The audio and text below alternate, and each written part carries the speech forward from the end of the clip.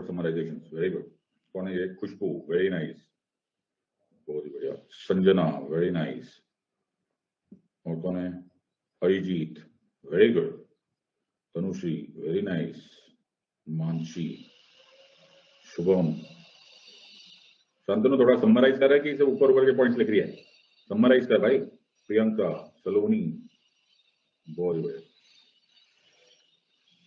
1500 to 1600 नहीं है वैशु, इतना उसका नहीं है। 1599 to 1600 है। Shilpi, dream life, very good. Shantanu, Vaishu, बहुत ही बढ़िया। मुस्कान, संजू, तुम अच्छे बच्चे हो गए यार, वेरी गुड। अपू, वीके, बहुत ही बढ़िया।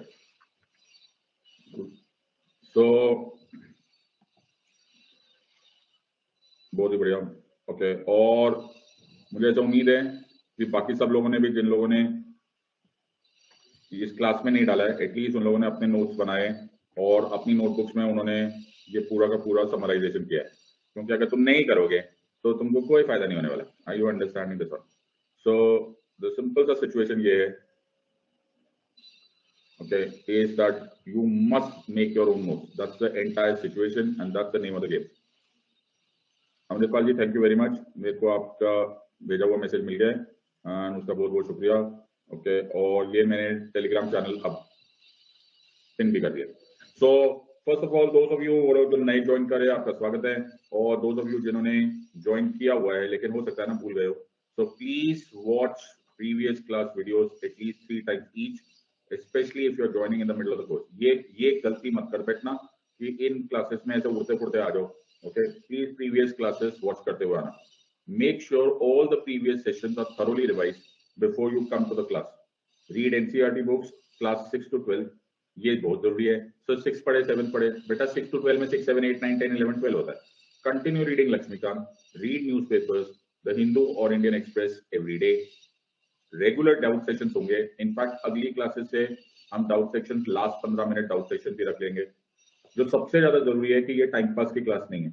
जैसे जब मैं ये सेशन स्टार्ट कर रहा था तो मैं किसी मोहतरमा का मैसेजेस पढ़े जा रहा था, कल किस किस ने क्लास अटेंड करी और किसने क्या पढ़ा। ओके, ये सब मेरी क्लासेस में नहीं होता। Are you understanding this part? So ये सब एक ट्विटर फेसबुक की क्लासेस में मत करना। ओके, और मुझे सबसे ज्यादा आनंद आया, मुझे सबसे ज्यादा आनंद मालूम है किस बात का आया, कि वो मोहतरमा कंटिन्यूस पूछे जा रही थी और मेरे स्टूडेंट्स में किसी ने उसको जवाब नहीं दिया। Yes, and I was so proud of it. Okay, मुझे सबसे ज्यादा मजा आया कि किसी ने उसको जवाब ही नहीं दिया। So that is what I want. तुम यहाँ पर अपना करियर बनाने आए हो। ओके, किसने हिस्ट्री पढ़ी, कौन कौन से शहर से है, इससे कोई फर्क नहीं पड़ता। Are you understanding? इससे कोई फर्क नहीं पड़ता किसी ने अटेंड की है या नहीं की। ये गप्पे मारने का नहीं है। ओके, तो ये वो कॉलोनी में नहीं होती, वो कौन सी पार्टियां होती है, वो सब पार्टियों का गेम नहीं है। अपनी अपनी पढ़ाई पर ध्यान दो, ये तुम्हारे लिए जंग है। Are you understanding? ये तुम्हारे माँ बाप तुम्हारे ऊपर बड़ी उम्मीदें डाल के बैठे हुए। बहुत सारे लोगों ने लोन लेकर अनअकैडमी ज्वाइन किया हुआ है। बहुत सारे लोग अपनी सेविंग्स काट के यहाँ पर बैठे हुए। Are you understanding? सो ये बहुत लोगों के लिए वो जिंदगी का सबसे अहम मौका है। ओके, उसको जाने मत दो, उसको ट्रिविलाइज मत होने दो। Are you understanding this? So पढ़ो और अपना करियर बनाओ। कौन क्लास अटेंड कर रहा है? ओके, बताओ ना, करंट अफेयर्स कहाँ से पढ़ेंगे? ये सब करने वाले जो होते हैं ना, इनके पास बहुत फुर्सत है। ये सब मत करना प्लीज। ऑलराइट? और अगर तुमने ऐसा किया, क्या बात करोगे? अगर तुमने ऐसा किया तो कोई टेंशन नहीं, मैं तुम्हें ब्लॉक कर दूंगा। Are you understanding? Any disturbing, any foul, any personal और political comments will not be tolerated. You may be block. मेरी क्लास में जो कुछ भी पढ़ाया जा रहा है उसके रनिंग नोट्स बनाए जाए। Make running notes of this class. No PDF shall be shared unless deemed really necessary by the educator. Being late for the class will adversely affect your understanding of the subject. Maintain punctuality. Medium of teaching bilingual रहेगा, Hindi as well as English. कृपा करके मेरे साथ ये सब time pass मत करना कि सर इंग्लिश में पढ़ा दो या फिर इंग्लिश वाले मुझे हिंदी नहीं समझ में आ रही, ये सब मेरी क्लास में मत करना। अगर तुम्हें प्योर इंग्लिश या प्योर हिंदी पढ़ना है तो अनअकैडमी पे ऐसे बहुत सारी क्लासेस चल रही है। मेरा टेलीग्राम चैनल ज्वाइन करो, इसको मैंने पिन कर दिया है, और अनअकैडमी ऐप को डाउनलोड कर लो। अगर कुछ क्लासेस में रिस्केड्यूलिंग होता है, कोई टाइम में चेंज होता है, कौन सा नया टाइमिंग आ रहा है, एटसेट्रा, सब कुछ उसी ऐप पे लिखोगे। Are you understanding this or not? सबको समझ में आ रहा है या नहीं? नहीं, बुरा नहीं लग रहा, मैं आपके ही करेगा। मेरे को बुरा क्यों लगेगा? तुम लोग सारा दिन गप्पे मारो, मेरा सुना जा रहा है। कुछ भी, मैं तो सिंगल पॉइंट एजेंडा से तुमको गलती करने से रोक रहा हूँ, ओके, कि ये करियर तुम्हारा है, मैं तुम्हें याद दिला रहा हूँ। आर यू अंडरस्टैंडिंग दिस बात? मेरा कुछ नहीं जाना, मेरा तो क्लास लेना है, और मेरी तो कोई बुराई कर नहीं सकता ना, मेरी टीचिंग तो मुझे मालूम है ना। व्लादिमीर पुतिन भी मेरी टीचिंग से इंप्रेस्ड है, उसने मुझे बोला है रशिया का प्रेसिडेंट बन जा, ओके, लेकिन तुम्हारा नुकसान हो जाएगा। Are you understanding this? सबको समझ में आया? सो कल हमने किया था, बाय द वे, अगर तुम्हारे को लिंक ज्वाइन करने की पॉइंट नहीं है, so you can also scan this code, तो भी तुम मेरे टेलीग्राम चैनल पे पहुंच जाओगे। Okay, just give me 30 seconds, I will just show you.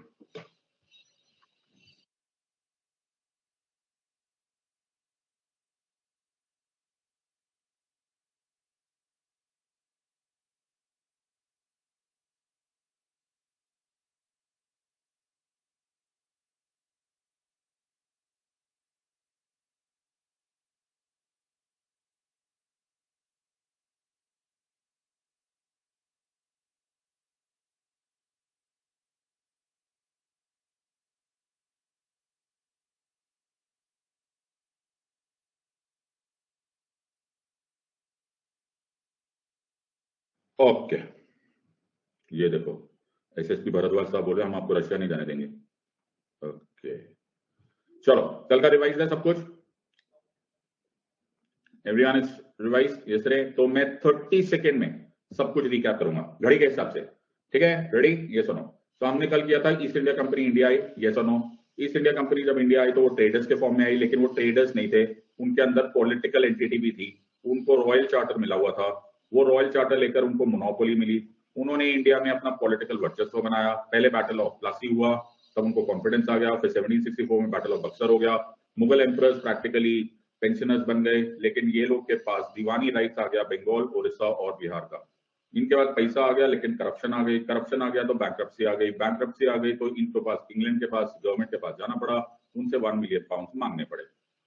British government ने 1 मिलियन पाउंड तो दे दिए, लेकिन उसके बदले में लॉ मेकिंग पावर ले ली। पहला लॉ मेकिंग पावर था रेगुलेटिंग एक्ट्स, जो पहला स्टार्ट हुआ 1773 में, फिर हुआ 1793 में, फिर 1813 में, फिर 1833 में, फिर 1853 में। आइडिया था कि एवरी 20 इयर्स के बाद terms and conditions of the charter change किए जाएंगे, और इसी बेसिस पे 1773 का एक्ट पास किया गया। 1773 के एक्ट में 2-3 बड़ी इंपॉर्टेंट चीज हुई। गवर्नर ऑफ बंगाल बन गया गवर्नर जनरल ऑफ बंगाल, इसको बोलते हैं first step of centralisation of governance in India. But East India company बेचारे की हालत खराब कर दी गई, ईस्ट इंडिया कंपनी को अकाउंटेबल बना दिया गया, कोर्ट ऑफ डायरेक्टर्स को बोला गया कि एवरी पेनी का अकाउंट दिया जाए। फर्स्ट सुप्रीम कोर्ट बनाया गया और सर इलाया इम्पी उसके चीफ जस्टिस बन गए। ऑल्सो एग्जीक्यूटिव काउंसिल एस्टैब्लिश किया गया, जिसमें executive council also performed legislative function. ये एग्जीक्यूटिव सुप्रीमेसी का एग्जाम्पल है। 1773 फेल हुआ because east India company cooperate नहीं कर रही थी। फिर क्या हुआ? फिर आए पिट्स इंडिया एक्ट 1784 में। 4 वर्ड्स का बड़ा इंपॉर्टेंट वर्ड है Pitt's: possession, introduction of the laws into the parliament and double government. पहली बार 2 गवर्नमेंट्स का काम होने लगा। एक बार कोर्ट ऑफ डायरेक्टर्स जो कि कमर्शियल फंक्शंस करता था, जो कंपनी को रिप्रेजेंट करता था। एक था द बोर्ड ऑफ कंट्रोल, जो कि ब्रिटिश गवर्नमेंट अपॉइंटेड था, जो political decisions, administrative decisions, military decisions लेता था। समझ में आया या नहीं? एक्चुअली ये भी फेल हुआ, ओके, क्योंकि इसमें भी यहां पर क्लैरिटी नहीं थी। Are you understanding this or not? सबको समझ में आ रहा है या नहीं? Everyone has understood. जिन लोगों को इतना फास्ट समरी समझ में नहीं आया, उसका रीजन 2 में से एक हो सकता है। एक हो सकता है कि तुमने कल की क्लास अटेंड ना की हो, यस और नो। अगर कल की क्लास नहीं अटेंड की तो कम से कम 3 बार उस क्लासेस को देखो, तो जाके तुम्हें पल्ले पड़ेगा, ओके। और साथ में च्यवनप्राश खाते रहो, बिकॉज ताकि तुम्हारी बुद्धि तेज हो, because this is not your average teaching, this is 24 carat rock solid preparation. इसके लिए तुम्हें भी तैयार होना पड़ेगा। Are you understanding this or not? Siddharth एक बार ऐसा उल्टा सीधा बीच में टाइम पास क्वेश्चन पूछा तो Siddharth will block Siddharth, okay, तो ये तो ट्रेजेडी हो जाएगी। Are you understanding? Time pass करना बंद करो, शांति से बैठ के पढ़ना बैठो। Are you understanding this or not? सबको समझ में आया? ये सब सो फिजूल खर्ची करना बंद करो टाइम की, और let us go to act of 1793। Everyone has understood this or not? सबको समझ में आया? ये सब तो इसी खुशी में मैं थोड़ी देर के लिए सब बंद कर रहा हूँ। तुम्हारे जीवन में जो दुख है ना, क्या दुख है सर? सर अगर कमेंट सेक्शन खुला होता है ना, तो हमारी उंगलियों में से थरथराहट रहती है कि कुछ तो ही कमेंट करना जरूरी है सर, ओके। तो वो आपने अपना अच्छा वो चैट कमेंट बंद कर दिया। अब हमारे कोई धर्म संकट नहीं है। तो अब हम 2 एक्ट पढ़ेंगे, एक होगा एक्ट ऑफ 1793, एक होगा एक्ट ऑफ 1813। ये 1793 और 1813 जब मैंने ब्रिटिश पार्लियामेंट को बोला कि भाई 1773 के बाद फिर से तुम इतना बड़ा सा एक्ट बनाओगे, तो मुझे ब्रिटिश गवर्नमेंट ने बोला नहीं यार नहीं, ओके, ये एक्ट पास करने में ना हमें ज्यादा कठिनाई नहीं हुई। तो 1793 और 1813 करीब करीब ऐसे पास हो गया जैसे मक्खन की तरह। Okay, are you understanding this or not? सबको समझ में आया या नहीं? सो मक्खन की तरह पास हो गया बिकॉज इसमें ऐसा कुछ कंसिडरेबल नहीं था। Are you understand? Charter act of 1793 में हुआ क्या? सबसे पहले तो बेचारे ईस्ट इंडिया कंपनी ना, ईस्ट इंडिया कंपनी, उसके ऊपर ऐसे ही इतना बोझ था। ओके सर वो काम के बोझ का मारा था। अब तो सर उसके वांदे हो गए। मतलब सर क्या हो गया सर? मतलब उसकी हालत खराब कर दिया। ईस्ट इंडिया गवर्नमेंट को बोला कि अब जो भी तुम कमाओगे, जो भी तुम ईस्ट इंडिया में कमाओगे, तो जो भी इंडिया में ऑफिसर्स है उसकी सैलरी तुम अपने पैसे से दोगे।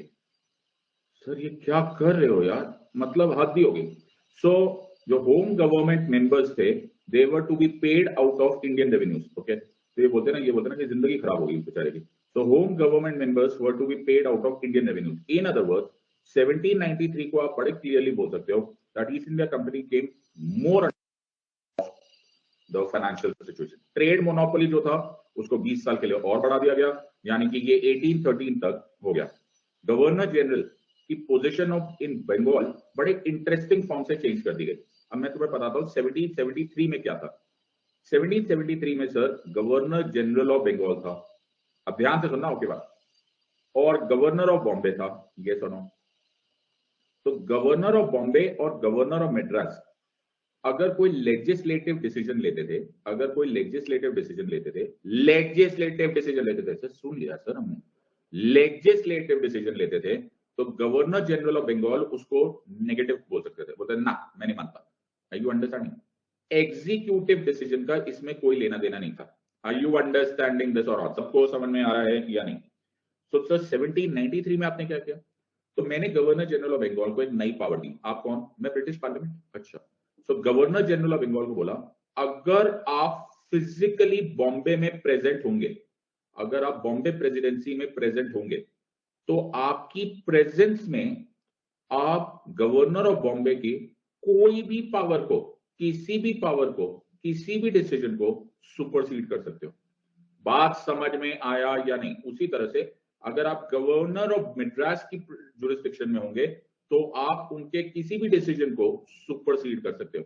तो ये था governor general while in Madras और Bombay could supersede governor's authority. Are you understanding this or not? तो पहले स्टार्ट हुआ था, अब तो सर पूरा का पूरा पोजीशन हो गया। कोर्ट्स को, जो कोर्ट्स बनाए गए थे, उनके जुडिशियल और रेवेन्यू फंक्शंस को सेपरेट कर दिया गया। जो टैक्स रिलेटेड फंक्शंस थे, जुरिस्डिक्शन थे, उनको अलग कर दिया गया, और जो जजिंग होता है वो अलग कर दिया गया। और ऐसा माना गया कि यहां से रूल ऑफ लॉ स्टार्ट हो गया, बिकॉज हर चीज के लिए लॉ बनना स्टार्ट हुआ, एक डिफाइंड लॉ बनना स्टार्ट हुआ। Are you understanding this or not? सबको समझ में आया या नहीं समझ में आया? Everyone has understood? तो हमने क्या क्या किया सर? हमने किया trade monopoly in India was extended for another 20 years. Governor General while in Madras or Bombay could supersede governor's authority. This act separated judicial and revenue functions of the court. Home government members were to be paid out of Indian revenues and concept of rule of law.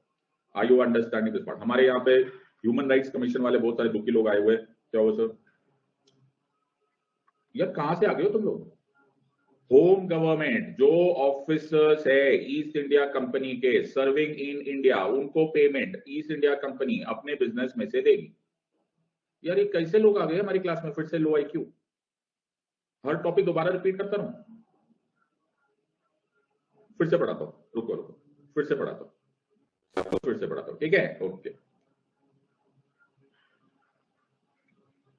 मेरा बच्चों, अगर मेरी class में तुम dictionary लेकर नहीं आओगे, सब लोग डिक्शनरी खोलेंगे और शालू रेज द हैंड पर आएंगे, और शालू रेज द हैंड पर आकर सबको डिक्शनरी खोल के सुपरसीड का मीनिंग बताएंगे।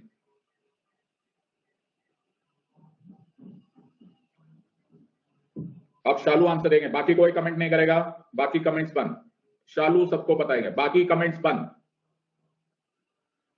शालू सुपरसीड का मीनिंग बताएंगे, जल्दी बताओ, पूरी क्लास वेट कर रही है। डिक्शनरी खोलो, सुपरसीड का मीनिंग बताओ, अभी तुम्हें मजा आने वाला है। पढ़ाई करने का, तब तक तुम यूपीएससी के इंजॉयमेंट में थे।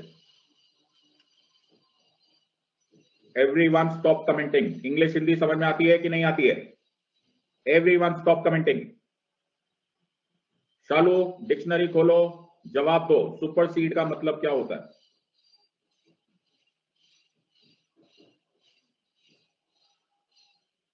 पूरी क्लास के आप 5000 स्टूडेंट्स का टाइम वेस्ट कर रहे हो। सुपरसीड का मीनिंग क्या होता है? और इससे तुम्हें पता चलेगा कि सुपरसीड का मतलब क्या होता है। रिकैप्चर। और कोई मीनिंग ढूंढ के बताओ।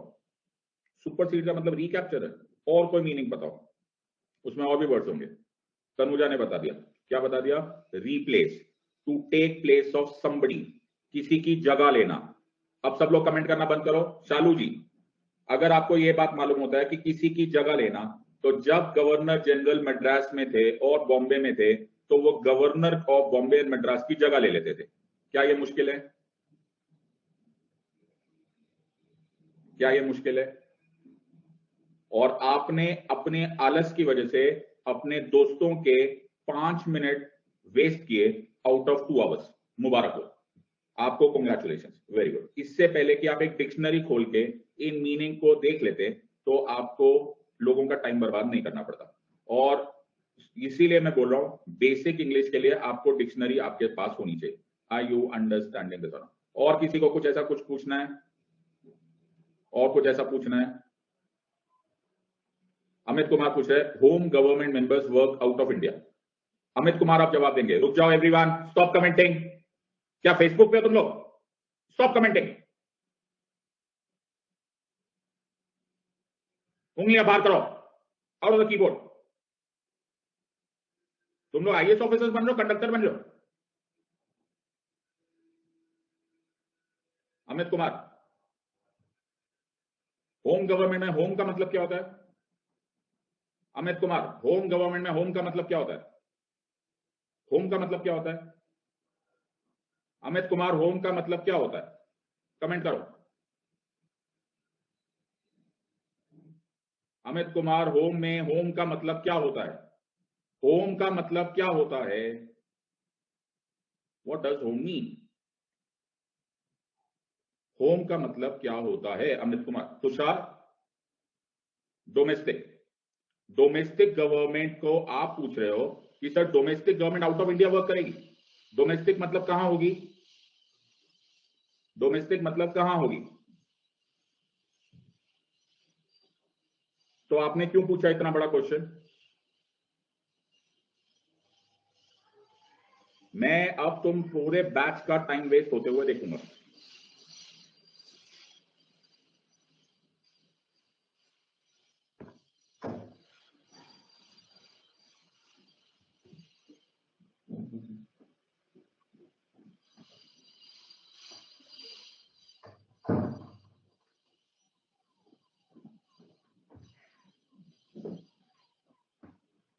So if you want to study for IAS exam, I will teach you.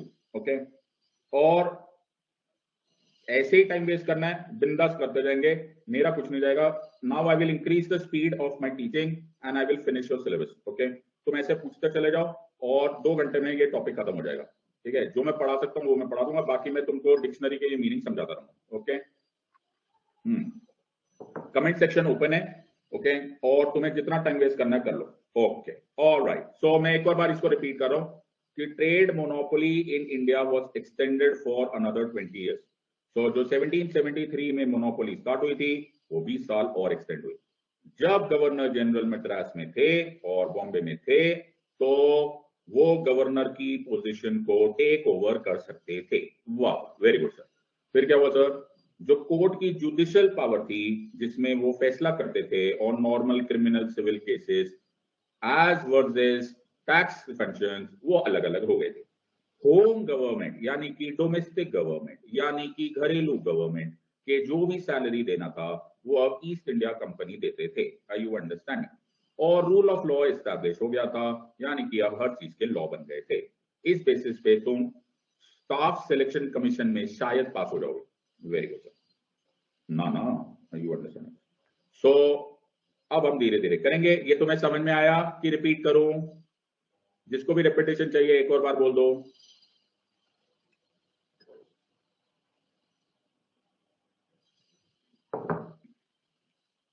किसी को रिपीट करवाना है? किसी को कोई वर्ड का मतलब पता कराना है? जुडिशियल वर्ड का मतलब मालूम है? ट्रेड का मतलब मालूम है? नहीं मालूम है? चलो बहुत बढ़िया। चलो मैं नेक्स्ट पढ़ाता हूं, फिर भी मेरे को पूछ लेना, ठीक है? तुम्हारा सारा जीवन क्या आलस मैं पूरा करूंगा। डिक्शनरी तुम मत खोलना, प्रीवियस वीडियोस तुम मत देखना, एनसीईआरटी तुम मत देखना, रिवाइज तुम मत करना, रनिंग नोट्स तुम मत बनाना। बाकी सारे जो दुख है वो हम पूरा करेंगे, है ना? हम बैठे ना तुम्हारे लिए, ओके? तो डोंट वरी। ऑलराइट सर, ठीक है? तो नेक्स्ट इज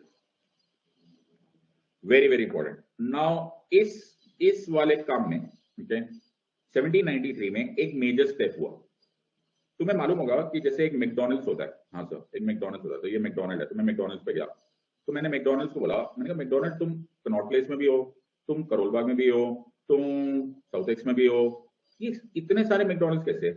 तो बोले कि यार सिद्धार्थ, एक ना मेन मैकडॉनल्ड्स होता है और एक उन सबकी फ्रेंचाइजीज होती है।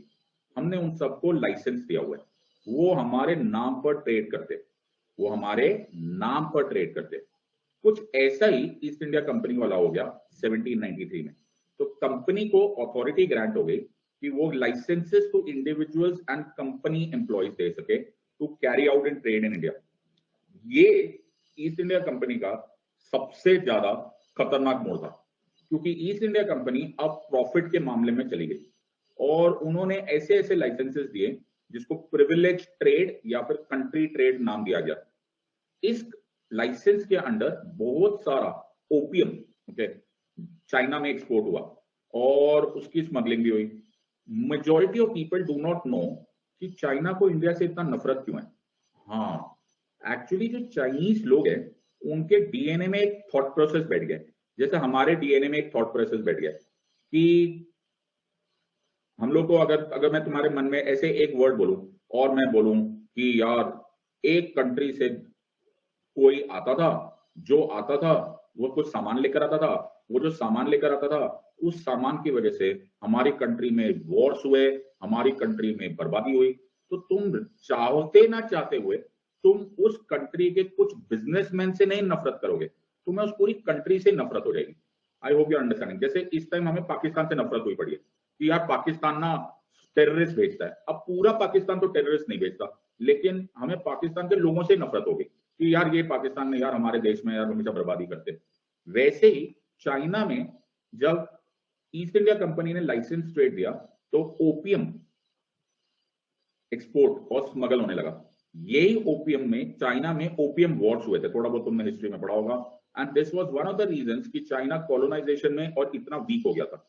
तो चाइनीज लोगों के मन में ये बैठ गया, उनको ईस्ट इंडिया कंपनी तो समझ में आई नहीं, उनको प्रिविलेज ट्रेड तो समझ में आया नहीं, उन्होंने अन अकेडमी ज्वाइन तो किया नहीं था कि उन्होंने सिड लाइफ कोड यूज करके अन अकेडमी ज्वाइन किया कि मैं उनको ये बताऊं कि ये तो ईस्ट इंडिया कंपनी के लाइसेंस ट्रेड की वजह से हुआ था।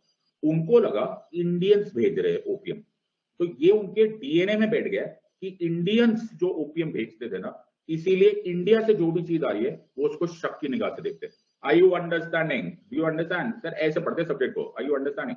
तो समझो सब्जेक्ट को कि यू हैव टू अंडरस्टैंड कि चाइना में एक इनहेरेंट सस्पिशन है बिकॉज ऑफ इंडिया। अब उनको वो भी ऐसे चाउमिन दिमाग है उनका भी, उनको मैंने 10 बार समझाया हम थोड़ा ओपियम भेजे थे, ईस्ट इंडिया कंपनी भेजे थे, बट उनको समझ में नहीं आ रहा। आई you understanding this or not? सबको समझ में आया?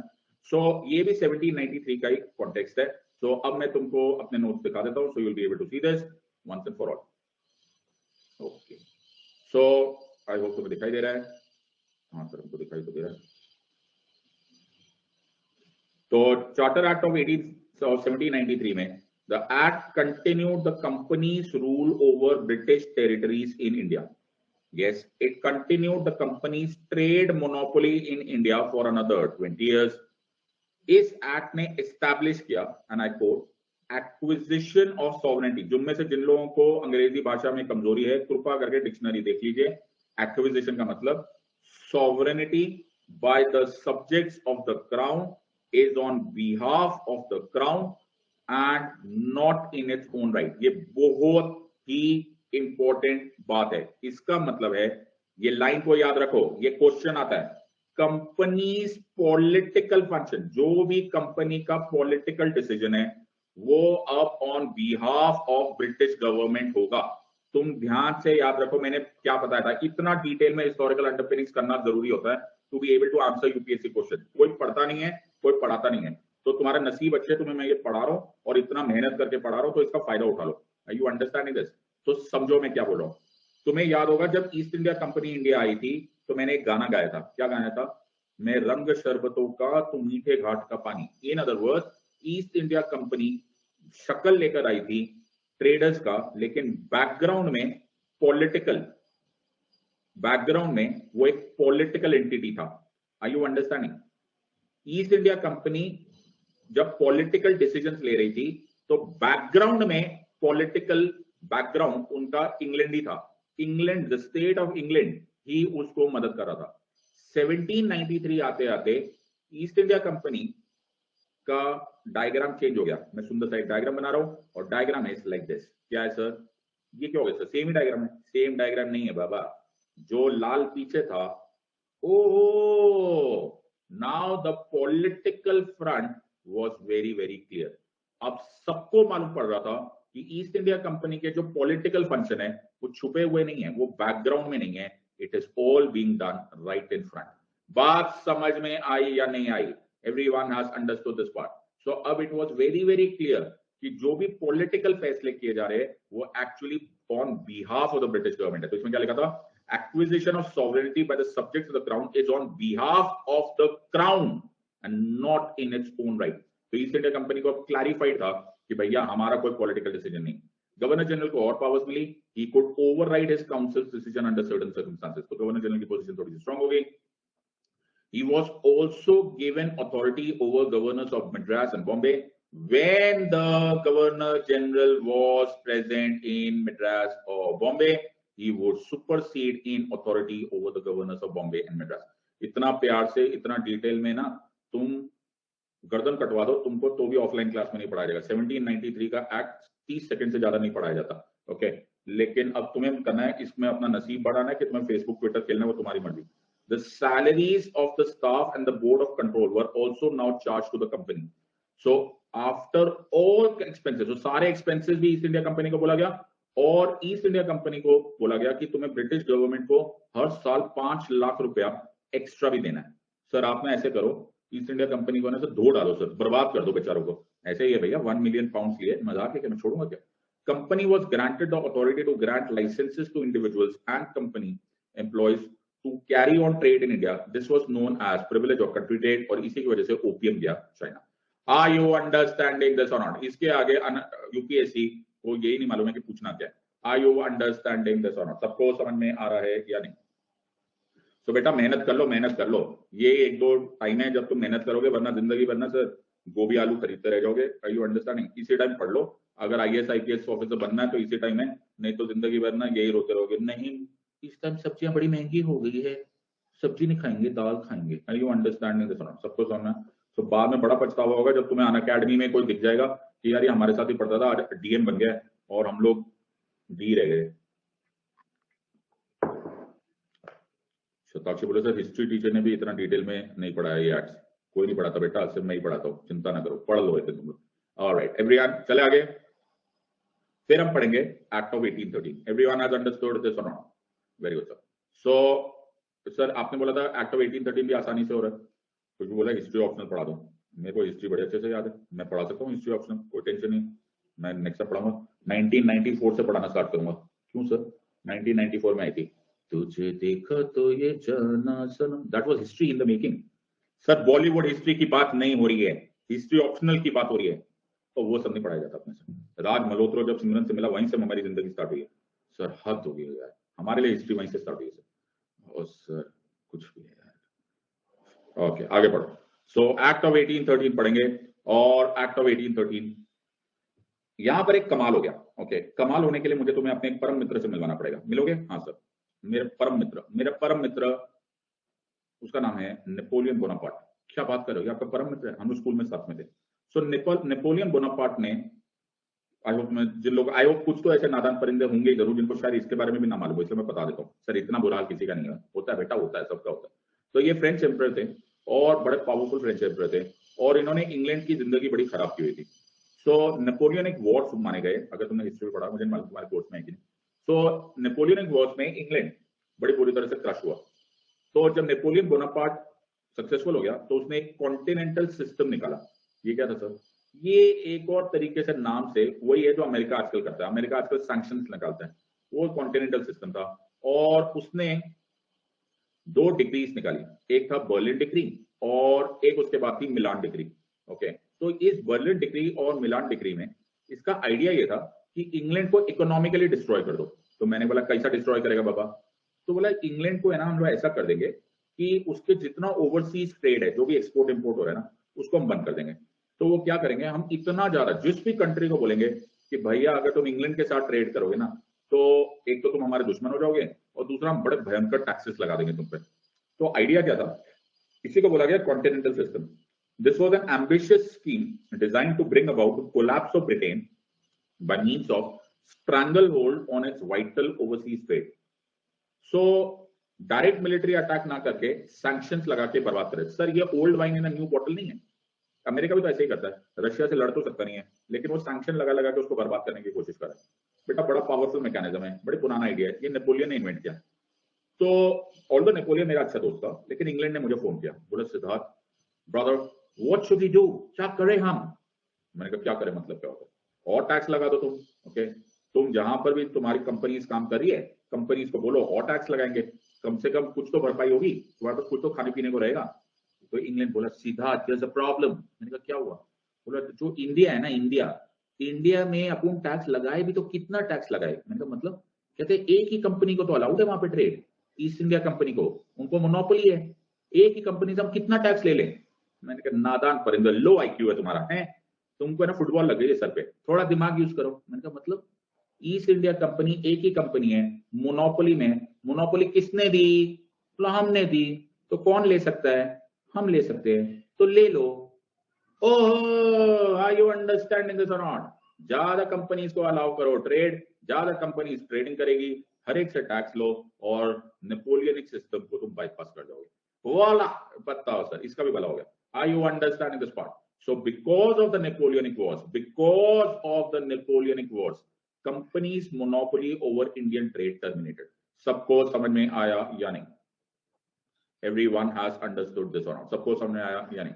So सारे ब्रिटिश सब्जेक्ट को बोला तुमको जिसको जाने का बिजनेस करने का है जाओ और पैसा कमाओ, क्योंकि आप उनको पैसा समझ में आया। अभी भी कोई है जिसको नहीं समझ में आया? सर संजू को समझ में नहीं आया। बेटा तू पोगो देख ले, अब तू तो पोगो ही देख ले। ओके सर, उसमें आ रहा है छोटा भीम, छोटा भीम, छोटा भीम, छोटा Bhim, Bhim Bhim. Are you understand? Okay. So everyone has understood this or not? सबको समझ में? एक से बढ़कर एक आए। ओके, सो इसमें एक छोटा सा क्वेश्चन और है। क्या सर? क्वेश्चन यहाँ पे बड़ा खतरनाक आता है। राइट, सो ये अरे राजकमल मैं तुझसे 4 क्वेश्चन पूछूंगा ना, तेरे को समझ में नहीं आएगा। तू क्यों टाइम पास कर रहा है यार? तू आराम से पढ़ लेना भाई पहले। ओके, क्यों शोबाजी कर रहा है यार? ओके, थोड़ी देर पढ़ लो। ओके, कोई कसम खाई हुई है क्या? नहीं सर, हम क्वेश्चन पूछ के दिखाएंगे। ओके, ज्यादा ज्यादा होशियारी करके दिखाएंगे, ऐसा कहीं लिखा हुआ है क्या? कसम पता, कसम की कसम है तो बोर्ड ऑफ कंट्रोल तो तेरे मालूम नहीं है। ओके, ये देखो, ये एक और आया है, free trade policy of Adam Smith also curve the monopoly of east India company. Very nice. ये एक और है सर, ये शोबाजी की दुनिया का एक और बाशिंदा। और आओ, वेरी गुड सर, और आओ सर, मैंने एडम स्मिथ के बारे में पढ़ा। ओके, ये देखो, ये एक और आया sir, I miss Berlin degree and Milan degree, हमने आप पर एहसान किया, कैन यू प्लीज रिपीट? हम प्रीवियस वापस नहीं करेंगे। मतलब ऐसा बहुत ही आनंददायक। I love democracy. Very good. तुम्हें मालूम है मैं ये क्यों इन लोग के इन यूजलेस कमेंट्स पढ़ रहा हूं? मैं इन यूजलेस कमेंट्स को क्यों पढ़ रहा हूं मालूम है? रुको, मैं इन यूजलेस कमेंट्स को इसलिए पढ़ रहा हूं क्योंकि मैं तुम्हें ये दिखाना चाहता हूं कि इस एग्जाम को पास कौन करता है। Are you understanding this part? इस क्लास में, इन क्लासेस में अच्छा पढ़ाने के बावजूद केवल 1% लोग क्यों पास होते हैं और बाकी क्यों फेल होते हैं? Are you understanding? सो ये मैं दिखाना चाहता हूं what not to do. Are you understanding this part? ये मैं एग्जाम्पल दिखाना चाहता हूं व्हाट नॉट टू डू। वैसे तो चिंता मत कर भाई, तेरे को तो मैं तू तो मुझे जानता है, मुझे थोड़ी देर लगेगी इनको ब्लॉक करने में। Are you understanding? लेकिन मैं इस टाइम मैं सबसे बड़ा एग्जाम्पल दे रहा हूं तुम्हें ये बताने के लिए कि अपनी जिंदगी अपना करियर हाथ से बर्बाद मत करो। और ऐसे यूजलेस स्टूडेंट्स बहुत मिलेंगे, 10 लाख में से 9 लाख लोग ऐसे ही है जिनको कुछ आता नहीं है, कुछ आता जाता नहीं है। वो मैं इसी क्वेश्चन को दोबारा पूछ लूं ना, उन्हें कुछ भी नहीं आता। आई यू अंडरस्टैंडिंग? लेकिन तुम ऐसा मत करना। आई यू अंडरस्टैंडिंग दिस पॉइंट? अब इसमें मैं तुम्हें एक खतरनाक क्वेश्चन पूछ रहा हूं। एक्चुअली इसमें एक प्रॉब्लम है इस क्वेश्चन में। क्या सर? इसमें लिखा है companies monopoly over Indian trade terminated. पहले तो 90% स्टूडेंट्स को यही नहीं आएगा, ओके। लेकिन अगर आ भी गया ना, तो यूपीएससी इससे एक डेंजरस क्वेश्चन और पूछ सकती है। एक्चुअली सच्चाई ये नहीं है कि एंड ऑफ मोनोपोली हुआ था, ऑलमोस्ट एंड ऑफ मोनोपोली हुआ था। ये बिल्कुल टॉपर मटेरियल हो जाएगा। Are you understanding this part? ये ऑलमोस्ट एंड ऑफ मोनोपोली हुआ था। मतलब सर, मतलब पूरी तरह से ईस्ट इंडिया कंपनी की मोनोपोली नहीं ली गई थी। सो ये कैसे हुआ था सर? सो एक बार मैं पहले बता देता हूं ये हुआ क्या था। So on the eve of the renewal of the Charter Act in 1813, a controversy was raised as to whether the company should continue to enjoy the commercial monopoly in India. English traders demanded a share in Indian trade, particularly in view of loss of trade in the continent due to the continental system of Napoleon Bonaparte, who sought to cripple England commercially. तो ये मैं तुम्हें बता चुका हूँ। तो यही वजह से इंग्लिश ट्रेडर्स सेड कि हमें ना हमारा लॉस कॉम्पेंसेट करने दो, और उसका एक ही तरीका है by sharing the Indian trade. It was also thought if East India Company, which had vastly extended its territories in India, should be allowed to continue as a monopolistic trading company besides its political responsibility. It was ultimately decided that the company's commercial monopoly, ये words लिख कर आना, commercial monopoly should go by, and by the Charter Act of 1813, the company was deprived of its commercial monopoly and laid down, and I am putting it down, the undoubted sovereignty of the crown in and over possessions of East India Company. So ये भी question आता है। पिछले साल UPSC civil services examination में आया था, which act asserted the sovereignty of the British Crown in India? लोगों को ये क्वेश्चन आया ही नहीं। अगर तुमने मेरे नोट्स ध्यान से देख लिए होते तो तुमको ये लाइन दिख गई थी। It laid down the undoubted sovereignty of the crown in and over the possessions of East India Company. सबको समझ में आ रहा है या नहीं? तो अब तुम्हें समझ में आएगा the devil lies in the detail, and if you do it then everything will come very very clear. तो पढ़ने वाला होना चाहिए। एग्जैक्ट क्वेश्चन आया हुआ है last year, and you should be able to understand this. Oh are you understanding this part? तो इससे पहले कि तुम इस पूरे क्वेश्चन को समझ जाओ, दो चीजें याद रखना। ईस्ट इंडिया कंपनी को अभी भी मोनोपोली अलाउड थी। क्या बात करो? यस, ईस्ट इंडिया कंपनी को मोनोपोली अलाउड थी ओनली इन टी ट्रेड, चाय, ओए होए मेरे को वो चाय नहीं पूछ रहा, never mind, and trade with China. Are you understanding? बाकी सब में मोनोपोली हटा दी गई थी। Are you understanding this or not? सबको समझ में आ रहा है या नहीं आ रहा? सो बाकी सब में मोनोपोली हटा दी गई थी। अब तुम्हें एग्जामिनेशन में बहुत ध्यान से ये देखना पड़ेगा कि एक्चुअली वो लोग क्या पूछ रहे। Are they really checking you कि वो तुम्हें ये चेक करना चाह रहे कि नहीं कि मोनोपोली पूरी तरह से एक्सटेंड हुई या नहीं हुई? तुम्हें बड़े ध्यान से क्वेश्चन देखना पड़ेगा। तो देखा डोनाल्ड ट्रम्प बोला आई लव चाइना, वेरी गुड। तो चाइना के साथ अभी भी मोनोपोली है, टी ट्रेड में अभी भी मोनोपोली है, और बाकी मोनोपोली एंड हुई है। तो तुम्हें देखना पड़ेगा कि एग्जामिनर तुम्हें कितनी डिटेल में ये क्वेश्चन पूछने की कोशिश कर रहा है। Everyone has understood this or not? सबको समझ में आया? तो एक बार देख लेंगे। Charter Act of 1813 passed by British Parliament renewed the East India Company's charter for another 20 years. This is also called as East India Company Act of 1813. Act is important that it defined for the first time the constitutional position of British territories. Act asserted the Crown's sovereignty of the British possessions in India. अगर तुमने ये मेरे notes के screenshots है, अगर तुमने ये exactly देख लिया होता तो सिविल सर्विस एग्जामिनेशन में एग्जैक्टली यही क्वेश्चन आया। The company's rule was extended to another 20 years. Their trade monopoly was ended except for trade in tea, opium, and with China. Another important feature of this act was to grant permission for missionaries to come to India. ये अभी तक question आया नहीं है, but एक बार इसको भी याद कर लेना।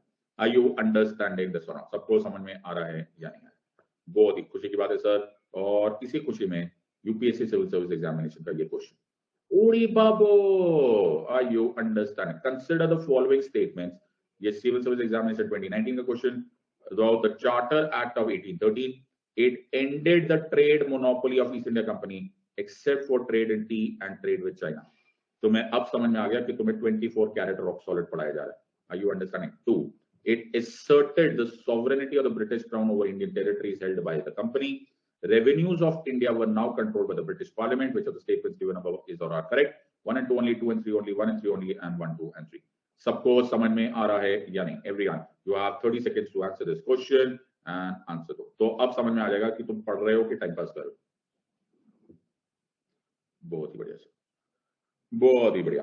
तो अब तुम्हें समझ में आ गया. ये मैंने तुम्हें पहले ही पढ़ा दिया था. रेवेन्यू वाला वहीं पर था जब मैंने वो पिछली बार फोटो बनाई थी, जब मैंने बताया था कि होम गवर्नमेंट को रेवेन्यू देना है, सैलरी देना है. तब लोगों ने दिमाग लगाना नहीं है, तब टाइम पास करना था. और इसका मतलब है वो 1793 का था, 1813 का. ये दोनों करेक्ट है, यानी कि चॉइस इज 1. तो let me share the leader board.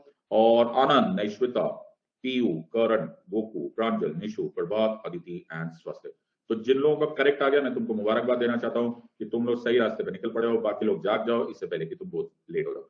सबको समझ में आ रहा है या नहीं? ऐसे एग्जाम को पास करते हैं. अब तुम्हें मैंने बता दिया एग्जाम को पास कैसे किया जाता है. Are you understanding this part? तो आंसर इज ए. अब टाइम पास करना है, टाइम पास करना, फेल होना फेल हो जाए. सानू की okay. Are you understanding this? तो ऐसा पढ़ते सब्जेक्ट के. This is called 24 carat rock solid preparation. Are you understanding this or not?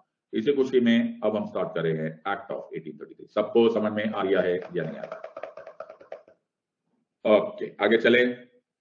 बहुत बढ़िया सर, बहुत बढ़िया सर. ओके, सो अब हम करेंगे एक्ट ऑफ 1833. और एक्ट ऑफ 1833 बहुत ही भयंकर हो गया. क्या हो गया सर? ऐसा क्या हो गया होगा? कुछ नहीं होता, इतना मत डरो. नहीं, एक्ट ऑफ 1833 में वो हुआ जो 1773 में स्टार्ट हुआ था. क्या कहने की बात कर रहे हो sir? What are you saying? So act of 1833 से पहले तुम्हें 1773 याद आना चाहिए. हाँ सर, 1773 में रेगुलेटिंग एक्ट ऑफ 1773 में, रेगुलेटिंग एक्ट ऑफ 1773 में first step of centralisation of governance in India हुआ. ये क्या हुआ sir? First step of centralisation of governance in India हुआ. Yes or no? Yes sir, हुआ. ये हमें याद है. इसका मतलब ये है कि थोड़ा थोड़ा, मैंने क्या बोला? थोड़ा थोड़ा, थोड़ा थोड़ा क्या? थोड़ा थोड़ा power governor general of Bengal के पास जाने लगा. गवर्नर ऑफ बॉम्बे और गवर्नर ऑफ मद्रास की पावर्स थोड़ी थोड़ी कम होने लग गई. Yes or no? Act of 1833 से दुनिया बदल गई. मतलब जितनी भी प्रोविंशियल लेजिस्लेटिव असेंबलीज थी. सर ये अजीब सा वर्ड का मतलब बताओ सर, कभी इन पंक्तियों में क्या कहना चाह रहे हैं? प्रोविंशियल लेजिस्लेटिव असेंबलीज को आजकल तुम प्यार से विधानसभा बोलते हो. ओहो अच्छा, प्रोविंसेस मतलब स्टेट लेजिस्लेटिव असेंबली मतलब विधानसभा. जितनी भी प्रोविंशियल लेजिस्लेटिव असेंबलीज थी उन सबको ताला लगा दिया गया, उनको अबॉलिश कर दिया गया. और सारी पावर्स लेकर गवर्नर जनरल ऑफ बंगाल को दे दी गई. मुबारक हो सर. अब governor general of Bengal 1 man army हो गया और इसको नाम दिया गया गवर्नर जनरल ऑफ इंडिया. ओडी बाबो, are you understanding this or not? Hence 1833 के एक्ट को बोला जाता है the final step of centralisation of governance in India. क्या बोला जाता है sir? Final step of centralisation of governance in India. सबको समझ में आ रहा है या नहीं आ रहा? Everyone has understood this or not? So act of 1833 को ओके अब बोला गया final step of centralisation of governance in India.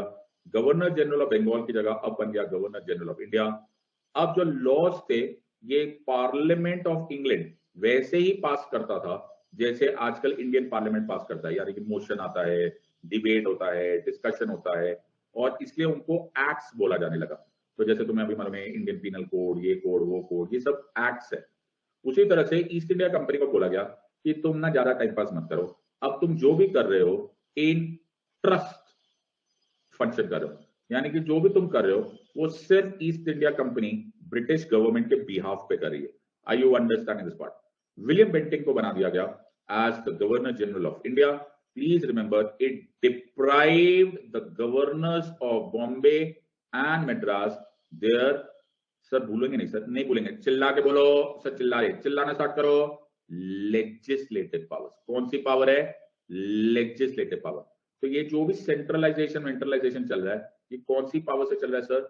Legislative powers. यानी कि गवर्नर जनरल के पास अब लेजिस्लेटिव पावर्स आ गई over whole of British India. सबको समझ में आ रहा है या नहीं आ रहा है? Everyone has understood. तो तुम्हें क्वेश्चन आएगा which is the first step of centralisation of the India. तो 1773 और फाइनल स्टेप जबकि गवर्नर जनरल बन गया और वो गाना गाने लगा नेमो बॉस, तो वो था 1833। Governor of Bombay and Madras lost their legislative powers. Governor General had legislative powers over entire British India. और इन अदर वर्ड्स अब कोई भी ऐसी सिचुएशन नहीं रही जिसमें गवर्नर जनरल ऑफ इंडिया को सुपरसीड किया जा सके।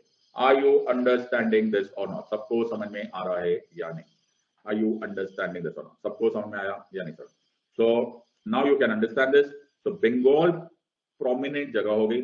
Bengal became the dominant spot of India, जो कि मद्रास प्रेसिडेंसी और बॉम्बे प्रेसिडेंसी को डोमिनेट करने लगा। इन other words exclusive legislative powers governor general of India के पास आ गए। यहां तक क्लियर है या नहीं क्लियर है? Everyone has understood this or not? Everyone has understood this or not? पहली बार लॉ कमीशन बनाया गया। The first Indian law commission charter act of 1833 से बना। लॉर्ड मैकॉले इसके most important member and chairman हुए। आइडिया ये था कि ये बड़ा क्लियरली डिफाइंड होना चाहिए कि जुरिस्डिक्शन किस कोर्ट की, किस थाने की, किस पुलिस एस्टैब्लिशमेंट की, क्या जुडिशियल प्रोसीजर होना चाहिए and so on and so fourth. और वो सारी की सारी रिपोर्ट्स, जो सारी की सारी रिपोर्ट्स है, वो ब्रिटिश पार्लियामेंट को दिया जाने लगा कि हम जो कुछ भी बनाएंगे अब ब्रिटिश पार्लियामेंट के थ्रू बनाएंगे। यानी कि जो भी रूल्स बनाने हैं उनको पहले पार्लियामेंट में डाला जाएगा, पार्लियामेंट उनके ऊपर पूरा डिस्कशन करेगा और फिर एक्ट्स बनाएगा।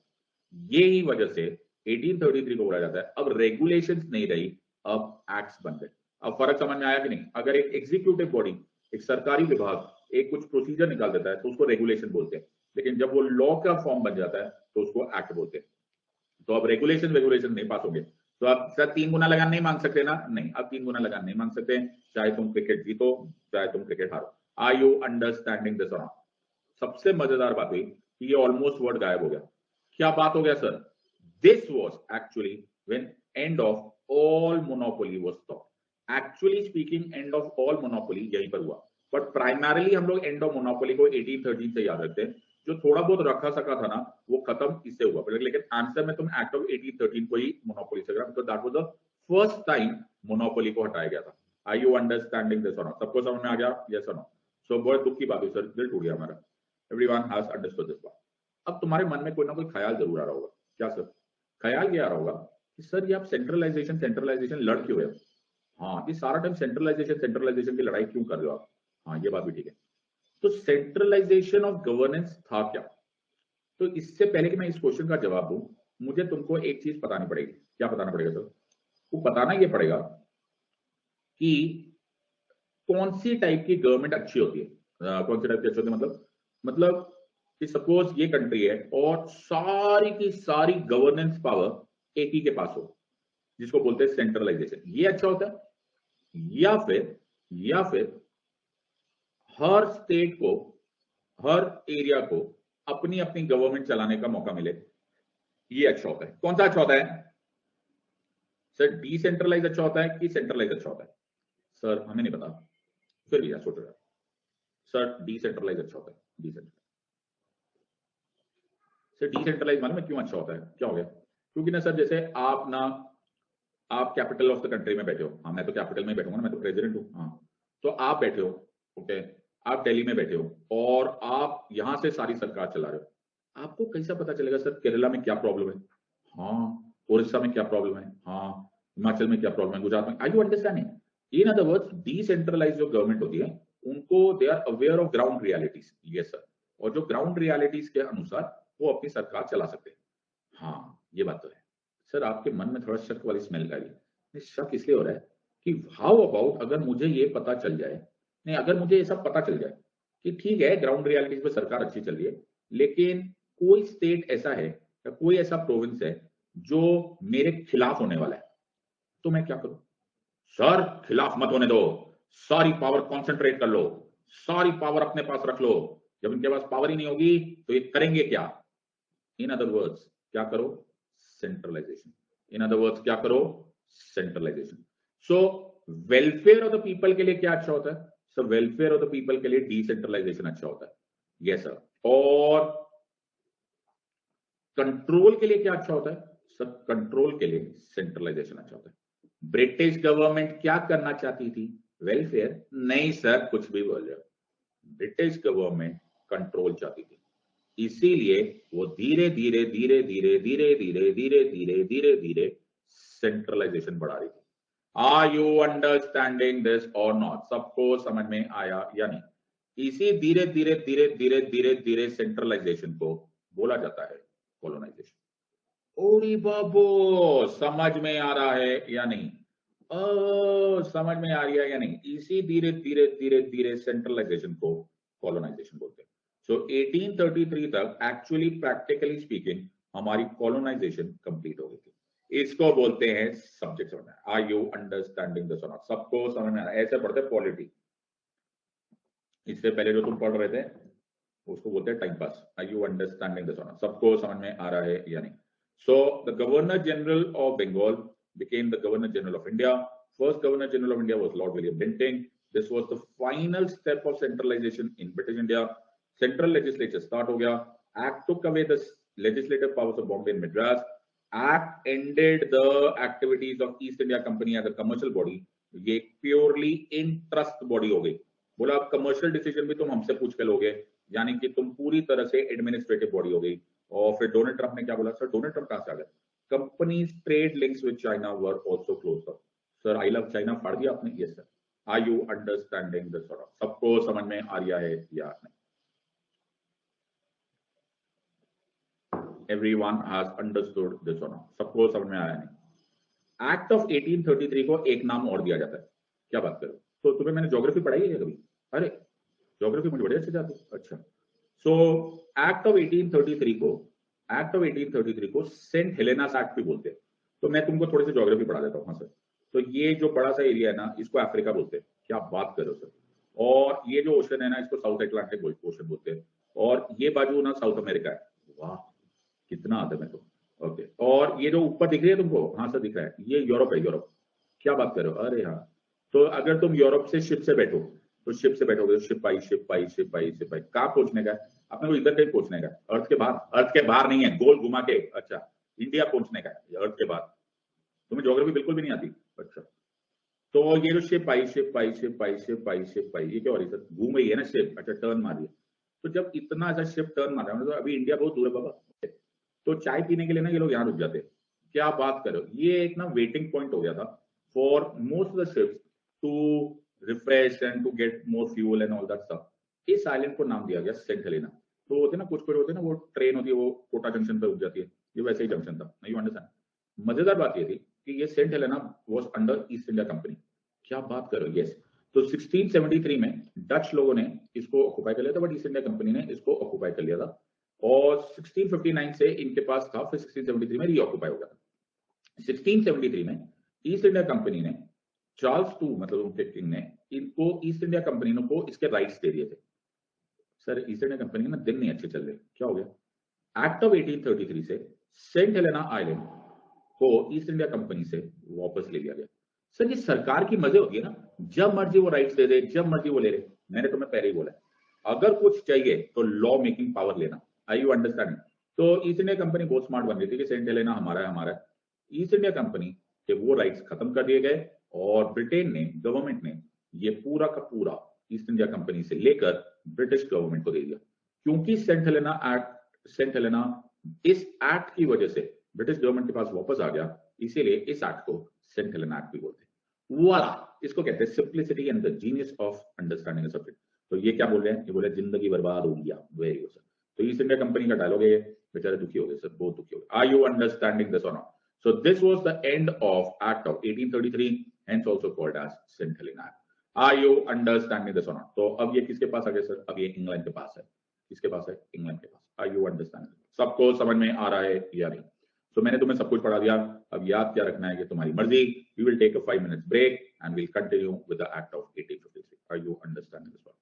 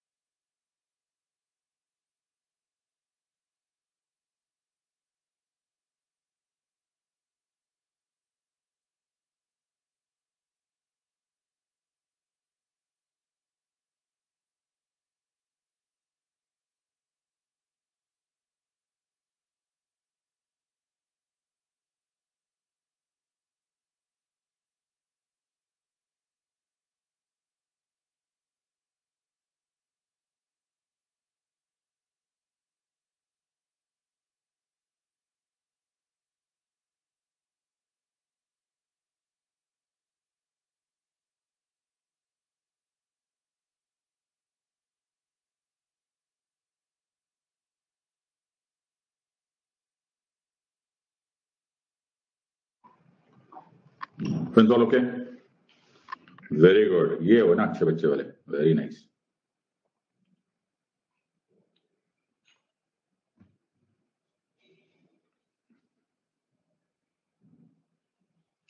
And I am thankful to Kirti to send this message, and for everyone's information, she is amongst the best student that I have ever taught in my lifetime. Okay, so it's not only on Unacademy, she's amongst the best students that I've seen on UPSC platform, right? So she's, and she says, guys, I'm saying this for the goodwill of the entire class. Please first read the NCERTs, watch the lectures at least thrice, that is the recordings, before asking your doubts.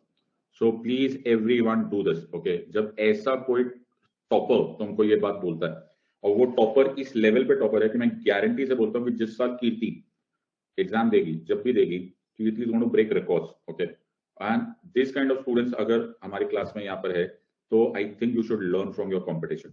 You understand? इन classes का advantage तुम्हें ये समझ में आ ही नहीं सकता, ज्यादातर लोगों को ये समझ में आ नहीं सकता, बिकॉज तुम्हारे अंदर विजडम नहीं है, अभी अंदर तुम्हारे बचपना है, और तुम्हें ऐसा कोई टीचर मिला नहीं। आमतौर पर जो टीचर्स होते हैं उनको अपने सब्जेक्ट पर पूरा कमांड नहीं होता, you understand this part, but और इसी वजह से वो तुम्हें थोड़ा बहुत लेवरेज दे देते कि अरे हाँ शायद ठीक बोल रहा होगा, you understand this part.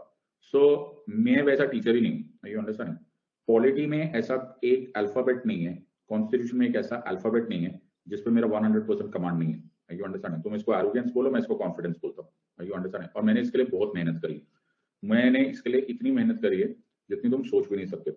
So now my single point agenda is to be of very great use to all of you. लेकिन तुम लोगों को इसका फायदा उठाने का एक ही तरीका है कि तुम जो भी मैं पढ़ाया जा रहा हूँ उसको 3-4 बार वॉच करो। एक बार वॉच करके तो किसी को नहीं समझ आएगा। तो यहाँ पे कीर्ति है, वैशु है, राइट? सो भरत है, there so many, Bharadwaj, so many, जिन लोगों को मैं, सोनी इस क्लास में आती है, मैंने देखा है उसको, उन लोगों को ये टॉपिक बाय हार्ट हो चुका है, लेकिन ये लोग हर क्लास में बैठे होते हैं। You understand this part? So look at Priyam, she's मैं 7 time watch, Simran says मैं 4th time watch कर, courses 4th time watch कर रहे हैं। Are you understand this part? So बेटा मेरा सिर्फ काम ये है कि तुम्हारे काम आ सकूं, करियर तुम्हारा है my friends, okay? तुम IAS ऑफिसर बनोगे तो भी तुम मेरे कोई भले का काम करने में बैठने नहीं वाले हो, तुम अपनी जिंदगी अपनी नौकरी करने वाले हो। तुम नॉर्मल इंजीनियर बनोगे तो भी नहीं करोगे, लेकिन हाँ अगर तुम IAS ऑफिसर बनोगे तो मुझे इस बात की जरूर खुशी होगी कि तुम अपने सपने, अपने पेरेंट्स के सपने, अपने सोसाइटी के काम आ सकोगे। वरना क्या है सर, वरना जिंदगी भर सर यू नो गोभी महंगी, आलू महंगा, तो बाकी 130 करोड़ लोग कर ही रहे। You understand this? So yes Kirti, I notice your notes, and notes banana is a very important art. मैं आज तक भी यही बात सोचते बैठता रहता हूँ कि नोट्स और कितने अच्छी तरह से बनाए जा सकते हैं। तो ये मैंने अपने नोट्स बना के तुम्हारे स्क्रीनशॉट में शेयर किया, कितना टाइम लगेगा तुम्हें ये सब रिवाइज करने में? So the point here is, बाकी तुम्हारी मर्जी, and let us understand this. So next act is Act of 1853. Okay, so the next act is Act of 1853. अब ये बहुत ही मजेदार एक्ट है। सबसे पहले तो आपको इसको याद रखना है that this was the last charter act. हाँ sir, this was the last charter act. हाँ सर, ये बड़ा जरूरी बात बताई। लेकिन सर एक थोड़ा सा दुख हुआ हमको कि ये लास्ट चार्टर एक्ट क्यों हुआ। ये बात ही सही। तो मुझे एक थॉट आया, उसको समझने की कोशिश करो, ठीक है? Let me get this. तो मैं ना रोज एक गन की बुलेट खरीदता हूं। क्यों सर? रोज गन की एक बुलेट क्यों खरीदो, एक बुलेट क्यों खरीदो? तो मेरा एक दुश्मन खड़ा हो जाता है, ओके, और मैं उसको गोली मार देता हूँ। अगले दिन, तुमने वीडियो गेम में देखा ना ऐसा होता है, फिर एक और एनिमी आ जाता है। अच्छा, वीडियो गेम खेलते हो कि नहीं तुम लोग? सर पढ़ाई कर ले कि वीडियो गेम खेल ले? बेटा वीडियो गेम खेला करो, बहुत मजा आता है। सर पढ़ाई करने दो। अच्छा, मैं तो पढ़ता रहा था, पढ़ाई कर लो, वीडियो गेम मत खेलो। सो ये जो बुलेट आई, तो मेरा एक एनिमी आता है, मैं एक बुलेट लेकर आता हूँ, फिर मैं उसको गोली मार देता हूँ, फिर एनिमी आता है, फिर मैं उसको बुलेट मार देता हूँ, फिर वो मर जाता है। ओके, अगले दिन ना सर एनिमी नहीं आया, एनिमी खत्म, चोले गाछे, खेला हो गए, खत्म, गेम ओवर। अब बुलेट दो ना। बुलेट क्यों दे सर? बुलेट दो, एनिमी नहीं है, बुलेट क्यों दे यार? बुलेट नहीं दोगे, एनिमी नहीं है, क्या करोगे बुलेट का?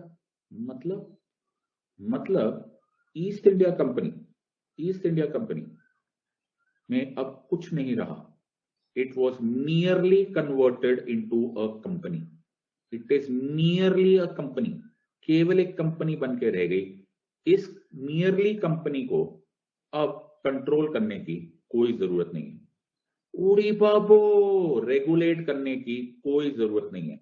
तो जब कंपनी रही नहीं रेगुलेट करने लायक, वो बेचारी एक कंपनी बन के रह गई है, उसकी कोई एनिमिटी रही नहीं, कोई पावर रही नहीं, तो तुम्हें चार्टर एक्ट की जरूरत नहीं। बात समझ में आया या नहीं? सो ये लास्ट चार्टर एक्ट इसीलिए हुआ क्योंकि for the first time east India company को बोल दिया गया कि भाई अब तुम्हारे पास कोई पावर्स नहीं है, it is all over. Are you understanding this or not? सबको समझ में आ रहा है या नहीं? सो ईस्ट इंडिया कंपनी के लिए ये बहुत ही सैड था। अब ईस्ट इंडिया कंपनी को उल्टा बोला गया कि हम तुम्हें इनडेफिनेट एक्सटेंशन दे रहे हैं टू द लाइसेंस। सर एक मिनट, आप बोल रहे थे कि आप ईस्ट इंडिया कंपनी को पहले 20 साल का लाइसेंस दे रहे थे, अब आपने इंडेफिनेट दे दिया। ये ईस्ट इंडिया कंपनी ज्यादा पावरफुल हो गई है कि लेस पावरफुल हो गई है? बेटा नादान परिंदे हो, 20 साल का मतलब होता है 20 साल, हाँ, इनडेफिनेट का मतलब होता है 20 साल, 40 साल, 50 साल, 100 साल, 200 साल, या फिर अगला दिन। अरे हाँ, are you understanding this? Sir ये तो सोचा ही नहीं, आर यू अंडरस्टैंडिंग? तो ये मेरे रहमो कर्म पर आ गया है। आर यू, मेरी बात समझ में आई या नहीं? लैंग्वेज समझ में आया? लॉ में बड़े स्टाइल से किया जाता है and you have to understand this completely. Are you understanding this or not? सबको समझ में आ रहा है या?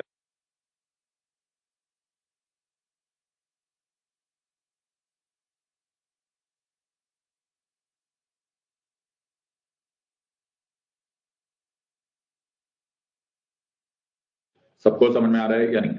So the east India company को इनडेफिनेट एक्सटेंशन देने का मतलब यह है कि अब ये एक नियरली कंपनी है, इट इज नियरली कंपनी। मेरे को जब दिल करेगा, आप कौन सर? मैं ब्रिटिश गवर्नमेंट, मेरे को जब दिल करेगा मैं इसको बंद कर डालूंगा। Are you understanding this part? Hence this was called as the last charter act। सबको समझ में आ रहा है या नहीं समझ में आ रहा? Everyone has understood this or not? Very good।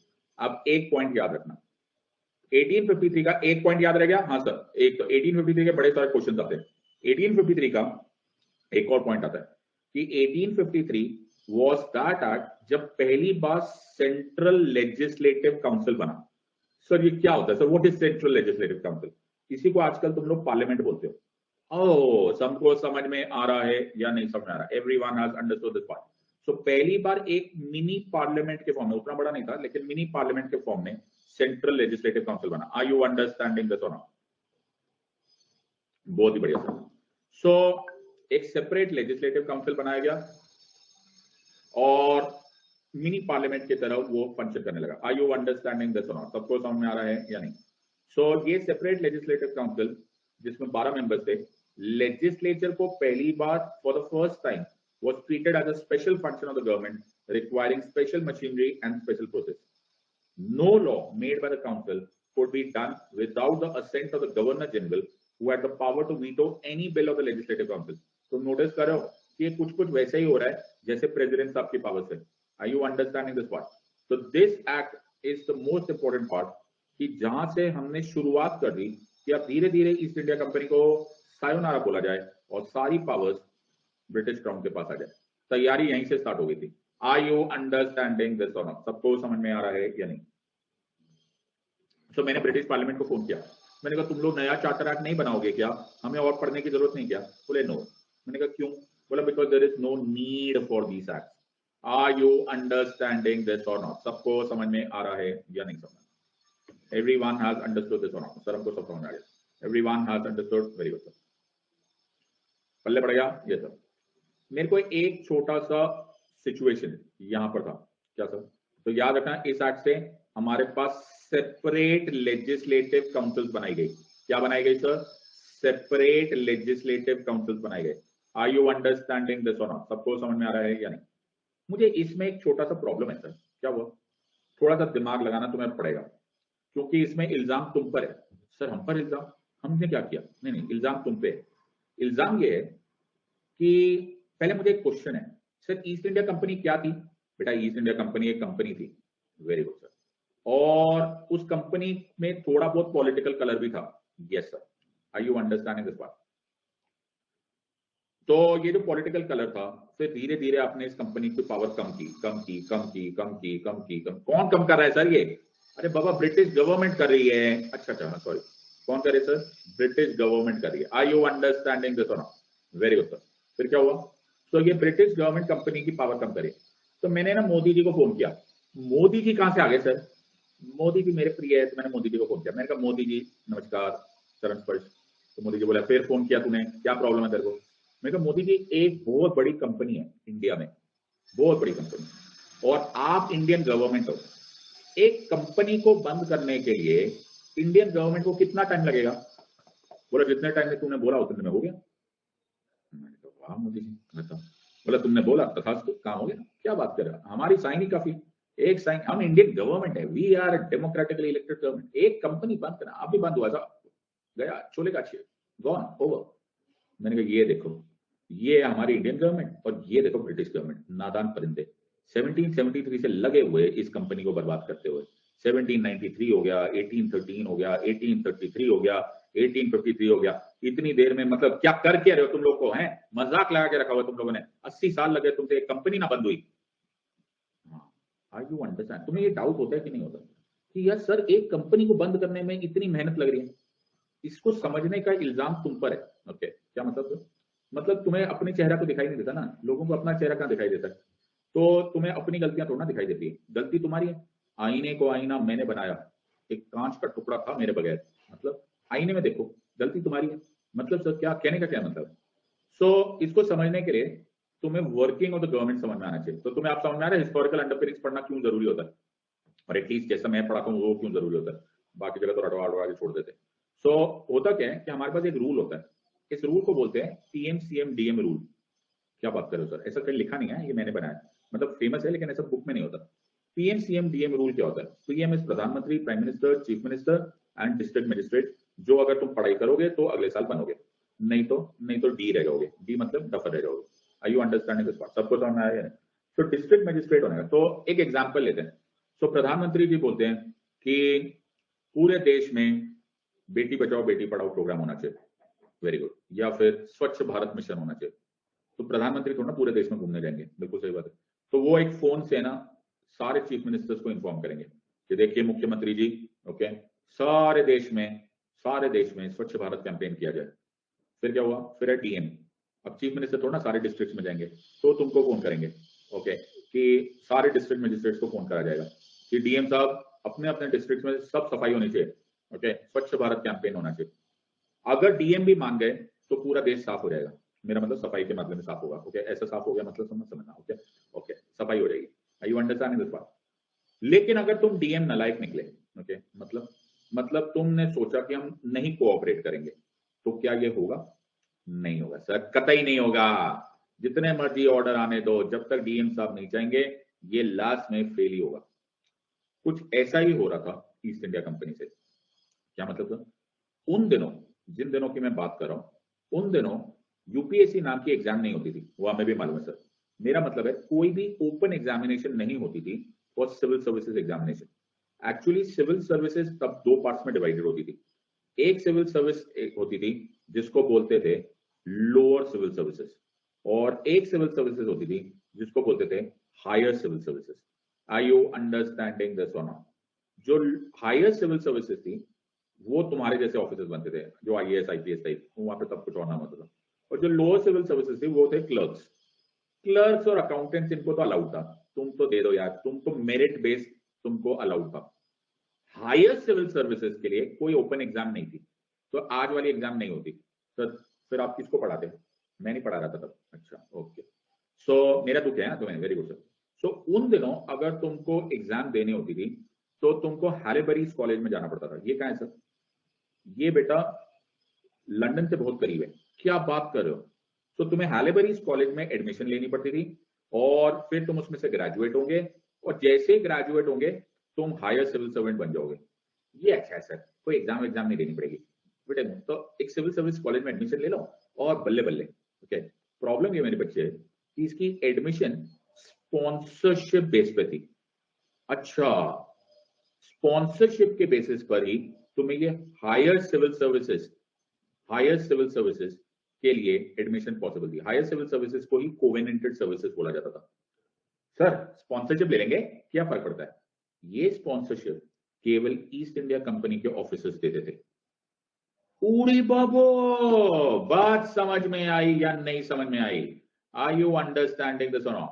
यानी कि जितने भी ब्यूरोक्रेट्स थे वो किसके लॉयल थे सर? वो लॉयल थे East India company. Are you understanding this or not? आप समझ में आया कि इतना टाइम क्यों लग रहा था? हाँ सर, ऑर्डर आया जा रहा था लेकिन ऑर्डर की तामील नहीं हो रही थी। क्यों? क्योंकि ब्यूरोक्रेसी ईस्ट इंडिया कंपनी के कंट्रोल में थी। Are you understanding this or not? सबको समझ में आ रहा है या नहीं? Everyone has understood this. सबको समझ में आ रहा है या नहीं समझ में आ रहा? Everyone कनेक्शन देखा तुमने कहां से कहां कनेक्ट हो गया? Yes sir. सो इंग्लैंड ने मुझे फोन किया। सर आपको इंग्लैंड फोन करता था? अरे इंग्लैंड मेरे को बहुत अच्छे फोन करता था। तो मेरे को इंग्लैंड ने फोन किया, बोला शेट क्या करें सर, क्या करें? ओके, हम तो बड़े प्रॉब्लम में आ गए। मैंने कहा सिंपल सी बात है भाई, ये ब्यूरोक्रेसी को ईस्ट इंडिया कंपनी से आजाद किया जाए। अच्छा, वो कैसे करेंगे? ब्यूरोक्रेसी के लिए एक ओपन एग्जामिनेशन डिक्लेयर कर दी जाए। तो ये बात मैंने ईस्ट इंडिया कंपनी के बारे में इंग्लैंड को 1833 में ही बोल दिया था। क्या बात कर रहे हो? हाँ, तो एक्ट ऑफ 1833 में ही इंग्लैंड ने मेरी बात मान ली थी और उन्होंने बोला था कि 1833 में कि हम ओपन एग्जामिनेशन करेंगे। आई you understanding this or not? लेकिन क्या हुआ? लेकिन तुम्हें याद है ना, ईस्ट इंडिया कंपनी में पॉलिटिकल पावर भी थी। तो इन लोगों ने इतना पिट-स्यापा किया, इतना अपोजिशन किया कि ये एक्ट ऑफ 1833 में इंट्रोड्यूस तो हुआ लेकिन ये कभी इंप्लीमेंट नहीं हुआ। फिर कब इंप्लीमेंट हुआ सर? 20 साल लग गए बेटा। It was only in the act of 1853 कि फाइनली हम लोग कोवेनेंटेड यानी कि हायर सिविल सर्विसेज के लिए ओपन एग्जामिनेशन करा पाए। Are you understanding this or not? सो 1833 का ये कॉन्सेप्ट था and this is the entire thing with regards to open services. So for the first time the legislative and executive functions of the Governor General's Council were separated. This act served as the foundation of the modern parliamentary form of government. Legislative wing of the Governor General's Council acted as the parliament of the model of British Parliament.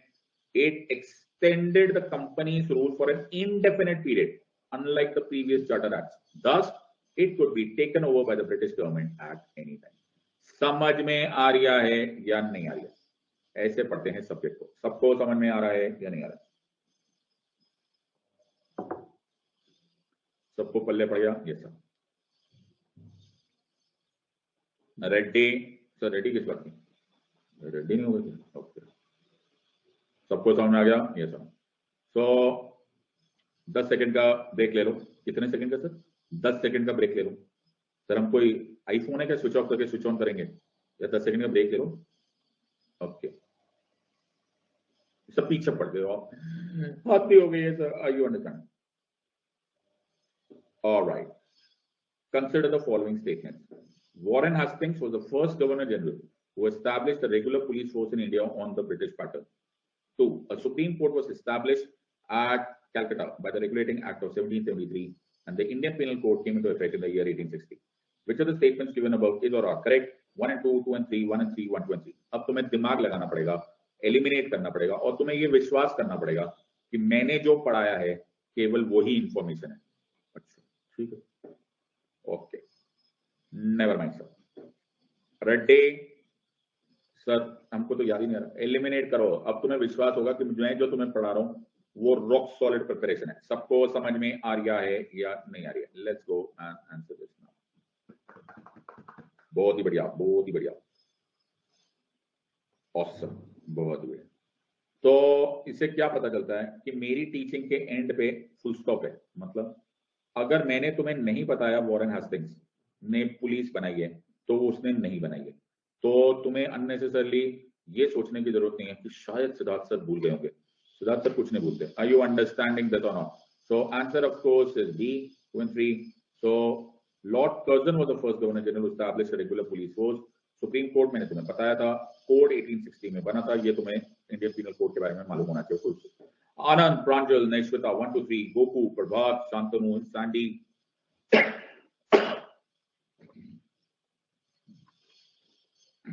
Nishu, Mukul and mega. बहुत ही बढ़िया।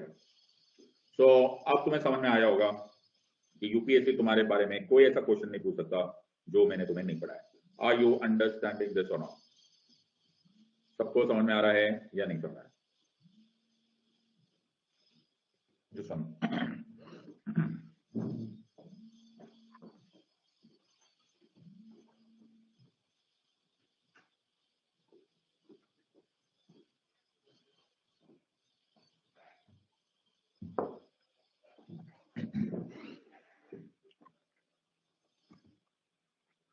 Everyone has understood this part or not? Now let's get into the next picture. तो यहाँ पर खत्म हो गए हमारे चार्टर एक्ट, हमारे यहाँ पर खत्म हो गए रेगुलेटिंग एक्ट, और अब स्टोरी बदलने वाली थी. Now pay attention to the next part of the story. Okay. So जो next part of the story है, वो next part of the story इसलिए because what happens here is कि पावर जो होती है ना, पावर, हाँ सर, पावर जब कॉन्सेंट्रेट होती है ना, हम इसको बार बार देखेंगे. ओके, ये हमारी क्लासेस में बार बार वर्ड आएगा. अगर किसी चीज से डर लगता है ना सर, तो कॉन्सेंट्रेशन ऑफ पावर से डर लगता है. किससे डर लगता है sir? Sir concentration of power से डर लगता है. सो जो कॉन्सेंट्रेशन ऑफ पावर है ना सर, इसके बारे में कुछ करना चाहिए. बेटा कुछ नहीं किया जा सकता. जब पावर हाथ में आ जाती है ना और कॉन्सेंट्रेशन होती है, तो जब कॉन्सेंट्रेशन होती है ना, तो सेपरेशन ऑफ पावर्स नहीं होता. मेरी बात समझ में आ रही है? ये सब टेक्निकल वर्ड्स है. मैंने क्या बोला सर? अगर कॉन्सेंट्रेशन ऑफ पावर्स है तो इसका मतलब है सेपरेशन ऑफ पावर्स नहीं है. Are you understanding this or not? सबको समझ में आ रहा है या नहीं? तो जो सेपरेशन ऑफ पावर्स नहीं है और कॉन्सेंट्रेशन ऑफ पावर्स है, तो आमतौर पे ऐसी पावर मिसयूज होती है. अच्छा, इसको बोलते हैं arbitrary and ambiguous use of power. Sir ये इतना भारी वर्ड कहां से आएगा? यहीं से रट लो. तो मैंने सुंदर सी राइटिंग में लिखा है arbitrary and ambiguous use of power को ही मिसयूज ऑफ पावर बोला जाता है. Are you understanding this or not? सबको समझ में आ रहा है या नहीं? तो समझ में आ गया. तो arbitrary and ambiguous use of power को मिसयूज ऑफ पावर बोलते हैं. जब एक ही इंसान या एक ही अथॉरिटी के पास बड़ी ज्यादा पावर आ जाती है, तो वो आमतौर पर उसको मिसयूज करने लगता है. और ये तुम्हारे लिए नहीं, अगर तुम भी बन जाओगे रशिया के प्रेसिडेंट, तो तुम्हारे पास भी ऐसी पावर आ सकती है. अब उसके बाद चांसेस आर कि तुम उसको arbitrary and ambiguous use of power करोगे. मेरे पास आ जाएगी, मैं नहीं करूंगा, मैं बड़ा भोला भाला सा हूं. अच्छा, are you understanding this part? सबको समझ में आ रहा है कि नहीं आ रहा? और जब ब्रिटिशर्स के पास ऐसी पावर आ गई, जब ब्रिटिशर्स के पास ऐसी पावर आ गई, जब एक्ट ऑफ 1853 आ गया, सारी सेंट्रलाइजेशन हो गई, तो इन लोगों ने भी इसको मिसयूज करना स्टार्ट कर दिया. और फिर तुमको थोड़ा बहुत तो मालूम ही होगा. क्या सर, हमें क्या मालूम? नहीं, तो थोड़ा बहुत तो तुमने सुना ही होगा, डॉक्ट्राइन ऑफ लैप्स. अरे हाँ, यू अंडरस्टैंडिंग. धीरे धीरे dominating the Indian education system by English teaching, religious insensitivity, ये सारी चीजें हमारे देश में, हमारे ही कल्चर पर, हमारे ही देश में आई सर, और हम पर ही सर इस तरह का अब्यूज कर रहे हैं. हमसे सहा नहीं जाएगा. तुम्हें थोड़ी बहुत स्टोरीज याद भी होंगी, ओके, और याद होनी भी चाहिए. मंगल पांडे का इंसिडेंट, आई होप तुम्हें ये बात याद है. सो धीरे धीरे ये सारी चीजें होने लग गई. जब अब तुम नेक्स्ट ईयर तो पावरफुल हो ही जाओगे. एक बात याद रखना कि पावर को जब भी यूज करना, ओके, तो बहुत ही ज्यादा जुडिशियसली यूज करना, मतलब बैलेंस यूज करना, वरना बगावत हो जाती है, वरना पटाखा बज जाता है. वही हुआ विद इंडिया. इंडिया में हम दो चीजों के प्रति बहुत सेंसिटिव है. कैसे सर? हम दो चीजों के प्रति बहुत सेंसिटिव है. एक, हम बहुत सेंसिटिव है टुवर्ड्स रिलीजन. हाँ सर, बहुत ही ज्यादा सेंसिटिव है सर हम लोग. ओके, और जो दूसरा हम लोग बहुत ज्यादा सेंसिटिव है, वो है हम प्रॉपर्टी पे, लैंड पे. हाँ सर. सर महाभारत हो गई थी लैंड पे, पूरा महाभारत का युद्ध हो गया था सर लैंड पे. आई यू अंडरस्टैंडिंग दिस पार्ट? तो हम लोग ट्रेडिशनली इन दो चीजों पे बहुत ही ज्यादा सेंसिटिव है. सो वैसे ही जैसे ब्रिटिशर्स ने डॉक्ट्राइन ऑफ लैप्स किया, तुम्हें मालूम है डलहौजी ने डॉक्ट्राइन ऑफ लैप्स, इतना तो तुम्हें हिस्ट्री में पढ़ लिया होगा कि भैया हम तो टेक ओवर कर लेंगे अगर तुम्हारे पास कोई उत्तराधिकारी ना होगा. और फिर जैसे मंगल पांडे इंसिडेंट के समय हुआ, द राइफल्स का, एनफील्ड राइफल्स का, सो हम लोग को ये सहा नहीं गया, और वो हो गया जिसका ब्रिटिशर्स ने कभी सोचा नहीं था. And that was called as the first war of independence. Are you understanding this part or not? तो फर्स्ट वॉर ऑफ इंडिपेंडेंस के दो और ज्यादा तीन मेजर रीजन थे. One was the education system को जिस तरह से ये लोग डोमिनेट करने की कोशिश कर रहे थे. सेकेंड, जो हमारी रिलीजियस फीलिंग्स की तरफ इंसेंसिटिव थे. एंड थर्ड, जो डॉक्ट्राइन ऑफ लैप्स था, and so on and so forth. And फिर ट्रिगरिंग पॉइंट आता है, और वो ट्रिगरिंग पॉइंट पर Mangal Pandey, and you know everything which started the sepoy mutiny and everything. तो हम लोग इसको फर्स्ट वॉर ऑफ इंडिपेंडेंस बोलते हैं, ब्रिटिशर्स इसको म्यूटिनी बोलते हैं, नादान परिंदे. ओके, ये हमारा इंडिपेंडेंस की लड़ाई थी. जब फर्स्ट वॉर ऑफ इंडिपेंडेंस हुआ तो हम करीब करीब जीत गए थे. ओके, थोड़ा सा लक इधर उधर हो गया. ओके, वो तुम लोग हिस्ट्री वालों से पढ़ लेना. लेकिन आमतौर पे ओके, ये हम जीत जाते लेकिन फिर हार गए, ऐसा होता है कभी कभी. और बहादुर शाह जफर, जो कि लास्ट मुगल एम्पायर थे, उनको रंगून भेज दिया गया, इनके बच्चों को मार दिया गया, okay, and that was the end of the Mughal empire. Are you understanding this part? सबको समझ में आ रहा है या नहीं समझ में आ रहा, पल्ले पड़ रहा है या नहीं? सो हालत खराब हो गई सर, पूरा सिस्टम ही बर्बाद कर दिया, okay, everything was destroyed. Delhi में हुआ था, खूनी दरवाजा हो गया, दुनिया भर का हो गया। मिर्जा गालिब ने इसको बहुत बहुत ही सैड तरीके से समझाया था, वजीफा खार हो गालिब दो शाह को दुआ, कि गए वो दिन जो कहते थे कि नौकर नहीं है हम। आई हाय, लाइन टूट गई सर। Are you understanding? मतलब यू आर अंडरस्टैंडिंग? तो ये बड़ा सैड था कि वो पेट्रोनाइजेशन, वो सब कुछ खत्म हो गई थी। Are you understanding this part? सबको समझ में आ रहा है कि नहीं? तो बहादुर जफर को चार्जशीट फाइल की गई, एग्जैक्टली वही चार्जशीट है, तो इनके ऊपर चार्जशीट फाइल कर दी गई और गेम ओवर हो गई। Are you understanding? और फिर ब्रिटिशर्स ने बड़ा मेजर रिवेंज लिया, ओके, और जहां जहां पर उनको सो कॉल्ड म्यूटेनियर्स मिले, उनको इस तरह की सजा दी गई। Are you understanding? Public execution हुए and so on and so forth. Are you understanding this or not? सबको पल्ले पड़ा या नहीं? Everyone has understood this or not? पल्ले पड़ा या नहीं? Ankita sir, I'm a new learner. I understood all topics because I was teaching very often. Thank you, sir. Got it. अब सुनो मेरी बात। तो मैंने ना क्वीन विक्टोरिया को फोन किया। सर क्वीन विक्टोरिया को कैसा फोन कर सकते हो सर आप? मैंने कहा क्वीन विक्टोरिया ये अभी होने वाला है, मैं सबको फोन करता हूँ। अच्छा ऐसे तो ना, मेरे पास जियो का कनेक्शन है। अच्छा ओके, जियो का कनेक्शन है, हाँ मैंने रिचार्ज किया अभी।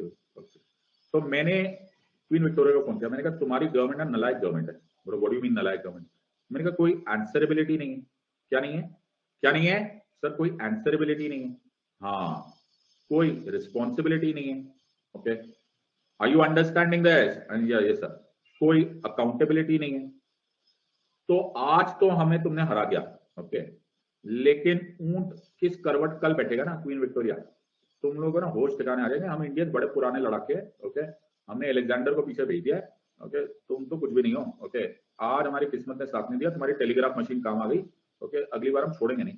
तो क्वीन विक्टोरिया बोले सिद्धार्थ ऐसे गुस्सा नहीं होते, मैं पूरा मैं इसमें चेंजेस लाऊंगी। मैंने कहा क्या चेंजेस लाऊंगी? तो बोले कि हम लाएंगे government of India act of 1858। क्या लाएंगे? The government of India act of 1858। तो मैंने कहा queen what are you going to do? तो बोली this is the act for good government in India. मैंने कहा मेरे को पहले ही पता था, तुमने कन्फेस कर लिया। बोले क्या कन्फेस कर लिया? मैंने कहा तुम लोग अभी अभी गुड गवर्नमेंट लेकर आए हो, इसका मतलब है पहले बैड गवर्नमेंट थी, तुमने कन्फेस किया। तो ब्रिटिशर्स बोले सिद्धार्थ कुछ टेक्निकल वर्ड्स भी होते हैं कि सब कुछ अंग्रेजी होता है? मैंने कहा व्हाट डू यू मीन? कहते इस गुड का मतलब लिटरल मीनिंग मत निकालो इसका। अच्छा ओ समझ में आ रहा है कि नहीं? अच्छा लिटरल मीनिंग नहीं निकालना, ना ना ना, इस गुड को अच्छा मत समझो। गुड का मतलब होता है, तो गुड का क्या मतलब होता है? गुड का मतलब होता है आंसरेबिलिटी। उड़ी बाबो, गुड का मतलब होता है रिस्पॉन्सिबिलिटी, गुड का मतलब होता है accountability. Are you understanding this or not? सबको समझ में आया या नहीं? तो मैंने कहा क्वीन विक्टोरिया आप कैसा करोगे? तो बोला मैं तेरे को समझाती हूँ। तो जैसे जैसे क्वीन विक्टोरिया मेरे को समझा रही है वैसे वैसे तुम समझो। मैं एक सुंदर सा डायग्राम बनाऊंगा। नहीं सर सुंदर सा डायग्राम मत बनाना। नहीं नहीं सुनो, सुंदर सा डायग्राम बनाना सुनो। तो ये क्या है सर? ये सर ब्लू रेक्टेंगल है। नादान परिंदो, ब्लू रेक्टेंगल नहीं है, ये इंग्लैंड है। अच्छा ओके ओके। ये क्या है सर? ये क्या है? ये सर ऑरेंज रेक्टेंगल है। नादान परिंदो, ये ऑरेंज रेक्टेंगल नहीं है, ये इंडिया है। अच्छा अच्छा ओके ओके। अच्छा अच्छा ये क्या है सर? ये सर ये पक्का ही छोटा वाला छोटू सा नूनू सा रेड रेक्टेंगल है। नहीं है, ये क्वीन विक्टोरिया है। अच्छा अच्छा, are you understanding this or not? सबको समझ में आ रहा है या नहीं समझ आ रहा है? अब डायग्राम समझने की कोशिश करो। सो सबसे पहले हमने गवर्नर जनरल ऑफ इंडिया की ऑफिस को बंद कर दिया। क्या बात कर दिया? अरे हाँ सर। और उसकी जगह हमने बोला ऑफिस का नाम होगा वाइस रॉय ऑफ इंडिया। क्या होगा sir? Viceroy of India. Sir viceroy of India बोले तो वाइस रॉय ऑफ इंडिया मतलब जिसके पास governor general of India as well as viceroy दोनों की पावर्स है। तो इससे तुम्हें बहुत मेजर बात समझ में आ गई। नहीं अंडरस्टैंड? मैंने क्या बोला? गवर्नर जनरल ऑफ इंडिया चोले का अच्छे नहीं हुआ। अच्छा sir governor general of India और वाइस रॉय की पावर्स को मिलाकर ओके एक नया ऑफिस बनाया गया। सर ये समझ में नहीं आया, वाइस रॉय क्या होता है? वाइस रॉय बोले तो direct representative of the crown. क्या है sir? Direct representative of the crown. बात समझ में आ रहा है या नहीं समझ में आ रहा? तो जो क्राउन का, राजा का, किंग का, क्वीन का डायरेक्ट रिप्रेजेंटेटिव है उसको वाइस रॉय बोला जाता था। Are you understanding this or not? सबको समझ आया? आगे समझते हैं। तो इंडिया का टॉप बॉस कौन है? मैं हूं डॉन। कौन है sir? Viceroy. Are you understanding? टुम टुम टुम टुम टुम टुम टुम टुम। सर गाने मत गाया करो। अच्छा, तो दूसरा क्या है? British parliament. अच्छा, तो ब्रिटिश पार्लियामेंट ने एक अलग से डिपार्टमेंट बनाया। अच्छा, क्या पार्लियामेंट बनाया गया सर? ब्रिटिश पार्लियामेंट में एक नया ही डिपार्टमेंट बना, उसे बोला गया काउंसिल ऑफ इंडिया। क्या बोला गया सर? Council of India. क्या बोला गया सर? Council of India. अच्छा सर, ठीक है। इस काउंसिल ऑफ इंडिया, इस काउंसिल ऑफ इंडिया का एक बॉस बनाया गया। इस council of India, council of India कौन है सर? ब्रिटिश पार्लियामेंट के मेंबर्स। इस काउंसिल ऑफ इंडिया का एक बॉस बनाया गया, उसको बोला गया secretary of state of Indian affairs. क्या बोला गया sir? Secretary of state of Indian affairs. Are you understanding? ये कहां बैठा हुआ था? अरे इंग्लैंड में बैठा हुआ था। नीला वाला डब्बा नहीं दिख रहा तुमको? सबको समझ में आ रहा है या नहीं समझ में आ रहा? सबको समझ में आ गया या नो? ये कैबिनेट मिनिस्टर रैंक ऑफिसर था और ये बड़ा इंपॉर्टेंट आदमी था। आर यू अंडरस्टैंडिंग दिस और नो? सबको समझ में आ रहा है या नहीं? पल्ले पड़ गया? मैं फिर से डायग्राम बनाऊं? हाँ सर। तो ये कौन है? क्वीन। यस। ये कौन है sir? Council of Indian affairs. Yes. और उसका बॉस कौन है? Secretary of state of Indian affairs. हाँ सर। यहां पर कौन है सर? ये क्या है? ये इंडिया, मेरा प्यारा इंडिया। ओके। और इस इंडिया में कौन है सर? इस इंडिया में है viceroy. Are you understanding this? सबको समझ में आ रहा है या नहीं? Everyone has understood this? बहुत बढ़िया। तो इंडिया में जो जो ऑफिसर्स थे, A B C D E F G, जो जो काम कर रहे थे, ओके, इंडिया में जो जो ऑफिसर्स थे वो फाइनली आंसरेबल थे टू द वाइस रॉय। किसको जवाब देंगे? वाइस रॉय को। Are you understanding? सबको समझ में आ गया? Yes or no? Vice Roy किसको जवाब देगा? वाइस रॉय जवाब देगा secretary of state of India को। अच्छा, secretary of state of India किसको जवाब देगा? या फिर काउंसिल ऑफ इंडिया किसको जवाब देगा सर? वो देगा पार्लियामेंट को। और पार्लियामेंट एक्चुअली रिप्रेजेंट करेगी क्वीन को।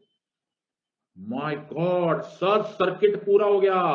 कौन सा circuit? Circuit of answerability, circuit of accountability, circuit of responsibility.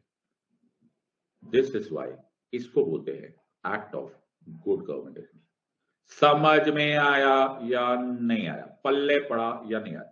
Everyone has understood this or not? सबको समझ में आ रहा है या नहीं आ रही? Everyone has understood this or not? Sir, तो मेरे को क्वीन विक्टोरिया ने बोला, देखा सिद्धार्थ, इज गुड गवर्नमेंट का मतलब अच्छा गवर्नमेंट नहीं होता। इज गुड गवर्नमेंट का मतलब होता है answerable government, accountable government, responsible government. सबको समझ में आ रहा है या नहीं आ रही? तो अब तुम्हें समझ में आ जाएगा कि अगर तुम मेरे सब्जेक्ट्स में मेरी क्लास में ढंग से बैठ के पढ़ोगे तो तुम्हें वो सारी चीजें समझ में आने लगेगी तो तुम्हें सपने में ये भी नहीं मालूम थी कि ये तुम्हें समझ में आनी जरूरी थी। You understand this? सो जो भी इन क्लासेस को डिस्टर्ब करेगा वो एक्चुअली बाकी सबका दुश्मन है। You understand this part? और उससे बड़ा दुश्मन तुम्हें मिलेगा नहीं। You understand this part? सबको समझ में आ रहा है या नहीं? तो अगर तुम्हें अपने दोस्तों का करियर नहीं बर्बाद करना और अपना भी नहीं करना तो शांति से बैठ के देखो। You understand? तो जो जो इन क्लासेस को डिस्टर्ब करेगा वो एक्चुअली बाकी स्टूडेंट्स के करियर।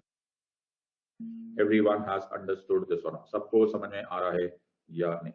तो एक छोटा सर, ऐसे थोड़ा होता है सर, जब मर्जी सरप्राइज करते हो, ऐसे थोड़ा होता है। एक एक एक प्लीज ना, एक एक क्वेश्चन प्लीज। रेडी? और रेडी? हाँ सर रेडी। ओके, कितने सरप्राइज देते हो? Okay, which act can be credited as the final step of centralization of the governance in India? Act of 1833, Act of 1853, Regulating Act of 1773, Quits India Act of 1784. Which act can be credited as the final step of centralization of governance in India? Act of 1833, Act of 1853, Regulating Act of 1773, Quits India Act of 1784. तुम्हारे पास है 15 seconds to think. TikTok TikTok TikTok. बेटा ये भी गलत करोगे क्या? हाँ sir, हम सब गलत कर सकते हैं सर, हमारी मर्जी। अच्छा, रेडी? यस सर, गो गो गो गो गो गो गो गो गो गो गो। अब तुम्हें समझ में आया कि डेमोक्रेसी देश में कितनी बरकरार है। कितना मर्जी पढ़ा लो, Only 73% people have correctly answered this question. इसी वजह से यूपीएससी एग्जामिनेशन में तुम्हारा chances of survival are very high. क्यों सर? क्योंकि अगर तुमने ढंग से मेरे से पढ़ लिया तो तुम 100% इस एग्जाम को क्रैक कर जाओगे, क्योंकि कंपटीशन को ओपन बुक एग्जाम भी कराओगे ना तो भी वो गलत करेंगे। Everyone has understood this or not? So Anand, Naishwita, Pravat, 1 to 3, Pranjal, Goku, Sandy, Shantanu, Megha, Nishu and Mukul. Everyone has understood this or not? So मैंने तो Act of 1833 तुमको बता दिया था that this was the one जिसमें central or rather the centralization of governance in India complete हो। Are you all understanding this or not? सबको समझ में आ रहा है या नहीं? Everyone has understood. So कल उम्मीद है कि हमारा हिस्टोरिक मतलब नेक्स्ट क्लास में हिस्टोरिकल अंडरपिनिंग्स कंप्लीट हो जाएगा। I hope you have understood this part. Thank you very much and God bless you. PSI का नया कोर्स जून में आएगा। Thank you very much.